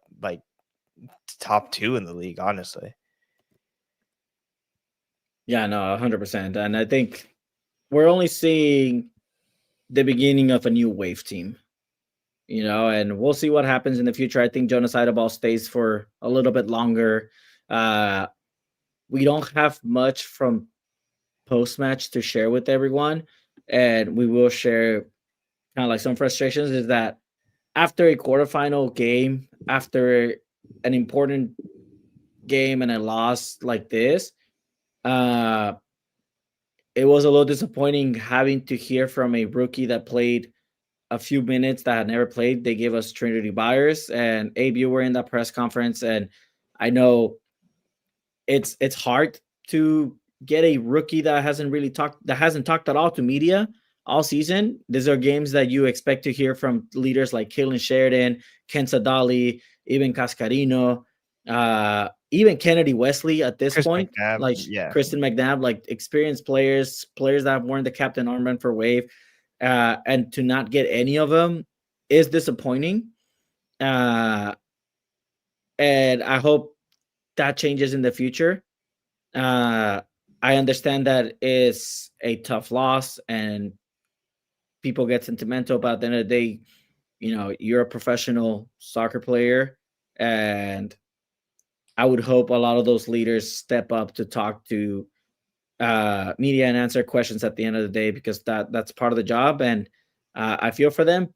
But again, like it's been a repeating factor for Wave, where even last season we wouldn't hear from Alex Morgan, Dahlkemper, or other players as well. Abe, I don't know if you have any thoughts on this. Yeah, I don't know how much that type of decision is on them versus like Wave PR, but just it is quite frustrating as media, and just I think any of those players would have had some important things to say. Like it's not like we are like just gonna be like criticizing them or like throwing jabs, but I think it's fair for them to answer tough questions, and the tough questions they probably have from themselves and are having with each other in the locker room, because it's those type of things are the things that I feel like people remember for a really long time is like how do you deal with such like tough moments, especially from like the leaders in the group. What would they say about this? And not being able to hear that it was kind of frustrating. I know I didn't get to ask the question to Trinity Byers. My mic was messed up, so I didn't get to ask a question to Jonas Eidevall, but it really didn't have a question for Trinity Byers. Like, you're coming on as a pro and for your first game, like obviously it's a big deal and I think it's an interesting story, but like it's not the time to throw her on to talk to media after a quarterfinal loss and being eliminated from playoffs. So it's like she has a big moment. I think that's important for Trinity Byers personally. Like that's a big moment for her. I'm glad she got to experience that. Like that's got to be something she'll probably like. I think like years later it'll be like, oh, when did Trinity Byers get a pro debut? It was like in a playoff game against Portland. That's crazy, But like, what does she have to say about the entirety of the Wave season and what the future looks like? Like, I'm not sure that's the right choice there, but we did get some interesting answers from Jonas Eidevall. I thought that he was pretty surprisingly like neutral to it all. I feel like a lot of the times with the end of season press conferences or coaches it'll be pretty like sad and like a little bit emotional, sentimental about the season, but he was pretty neutral and seemed to be like looking forward to the future for the Wave. Yeah, I let me pull it up, see if we can hear a little bit from Jonas Eidevall. It's right here. There we go. Guys, for sticking around. We're gonna start with Austin from the Tribune in the room here, and we'll head online. Go ahead. Yeah, so the first 80-some minutes, I really felt like y'all controlled it. Just wondering what kind of changed the end regulation there and then overtime. What was the What question? kind of changed in those last 10 minutes? No, I think it obviously it's a little bit of fatigue coming into the game. I think it comes to a more open game from there. I think that's more beneficial for Portland, and obviously the goal comes from one of these moments where it's a transition moment. Moultrie is very good in this moment. It's a great cross, but I think we can defend that better, and I think we also can be for two things. I think we should have been able to create more goal scoring opportunities before that and put the game to bed. But then, of course, this is a learning point for us that we need to control these moments better when we are starting to get more tired. We other team too.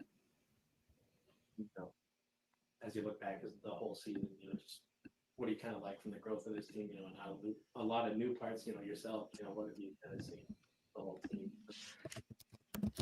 Well, I think the game was a quite good measure point of the growth. I think you see a team coming to Portland, which is probably one of the more difficult places to come and play. And I think we play brave.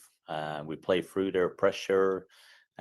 We create a lot of exciting attacking moments where I think we should create more from.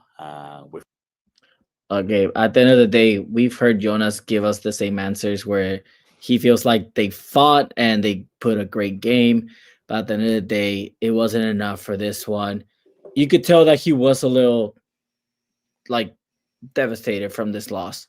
Yeah. And this was, let me try to see if I find Tony's question or the handball question as well. But just what were your overall impressions just hearing Jonas in this last press conference? Yeah, like you said, it is a little bit more of the same. I do tend to, but he was a little bit more saying like you need to create more of these like scoring chances. Obviously, it's same old, but they had a lot less than they usually do in this game, and I think you probably put that on probably Kimi Escanio and Adriana Leon the most, right? Like they're players that should probably be able to like bring the ball up or get open in those tough areas. So obviously a coach is never going to call out specific players, but that's probably who he's kind of like alluding to there. So it's just, I don't really know what a coach is going to say. Obviously sometimes he has like really insightful things and talks about like interesting metaphors and all that, but he didn't really have much of that for this game. Yeah, this was Jonas Eidevall getting asked about the handball. And lastly, from me, what did you see on the potential handball towards the end of regulation? Trying to get into trouble. No, I can't comment on that. Dan Miletto. Again, so I think Abe, you're right. I think they might be letting him know, like, don't answer any questions about referee decisions because they're not trying to get fined. Which kind of sucks because I would love to hear him pop off and say, yeah, the ref screwed us over. The ref cost us this. This ref cost us a semifinal. To not check it in VAR is complete bullshit. I feel like that's something that we would have heard from Mike Ibarras or even Casey Stoney, Landon Donovan, Paul Buckle would have popped off probably. But yeah. When your season ends like that, you can't know I'm exactly. Sorry. Like, yeah, you can't. If this is the regular season, yeah, he did. He did no comment multiple times during the regular season, but at the I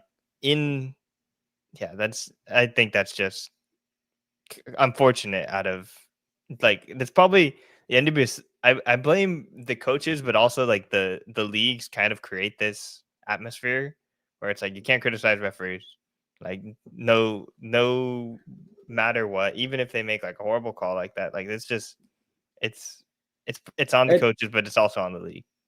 Yeah, it sometimes feels like in this league it's frowned upon to criticize anything, and at the end of the day, like everything's supposed to be fine and dandy, and that's not the case. That's not the case with soccer, and I refuse to fall into that category. And I promise, and I've always kept this promise to all of our listeners, where we're gonna criticize where there needs to be criticism towards any soccer team here in San Diego. We do it as well for San Diego Inter when they have a terrible game live on the air, and that's something that we pride ourselves here at SanDiego.Futbol, where we're always going to be honest and fair, and we're going to give praise when praise is due. And at the end of the day, this was a tough way to end the season, but it's also a very positive future for San Diego Wave. Abe, I don't know if there's anything else for San Diego Wave you want to add. Maybe we could talk. I think maybe next week, because we're gonna have a lot to talk about, because there's neither team's playing, right? So yeah, next week we're gonna be doing season grades for San Diego Wave. Yeah, I submitted our ballot as media for NWSL awards. As far as Wave people go, I think Delphine Cascarino, Ken Zadali were the only ones that ended up in the ballot. I was considering Trinity Armstrong in a Rookie of the Year. Actually, I think I did put Trinity Armstrong Rookie of the Year, but I wouldn't vote her as the actual Rookie of the Year. I'd probably give that to Lily Real. She had a really, really strong season for Gotham. So but the nomination does matter. So yeah, Trinity Armstrong, Ken Zadali for midfielder of the year, and then Delphine Cascarino for potential MVP. Still probably wouldn't give it to Delphine because she kind of fell off a little bit, and Temwa Chowinga had a really amazing season. Midfielder of the year, Ken Zadali has a good chance. Seeing the reaction online, it seems like a lot of people really, really want to give her that award. Yeah, there's so many different great midfielders. I still don't know who exactly I would put in number one. Ken Zadali might deserve it though. When you talk about impact, there's no denying the impact she made on her first season as a Wave player. She legit put this team on her back and carried this team through so many difficult matches that I wouldn't be upset if I see her winning it. I agree. There's other midfielders from teams that are even still in playoffs that are deserving of the award. I think what's something interesting that I know the commentary team pointed out is that the 4 teams that are in the semifinals are the last 4 champions. Yeah, which is insane considering that Kansas City is so good this season. Very different team without Chowinga. So yeah. So we'll see. But yeah, next week we're gonna go ahead. I think. Do you have a team that I think you're like most looking forward to watching for the rest of the NWSL playoffs? Let's go, Jaden Shaw. Why not win it? I think Orlando could be a really interesting story. Ovalle and Marta, dude. There was Marta has been replying to people's tweets today. Apparently, like Attacking Third had a segment and they kind of just said like, "Oh yeah, Orlando screwed. That Gotham's gonna like completely destroy them." And like they said like, "Oh yeah, Orlando has like 1 star and Gotham has like a bunch." And Marta literally just like completely went off on Twitter, called out this like former player turned commentator, was like, I don't listen to average players for soccer opinions.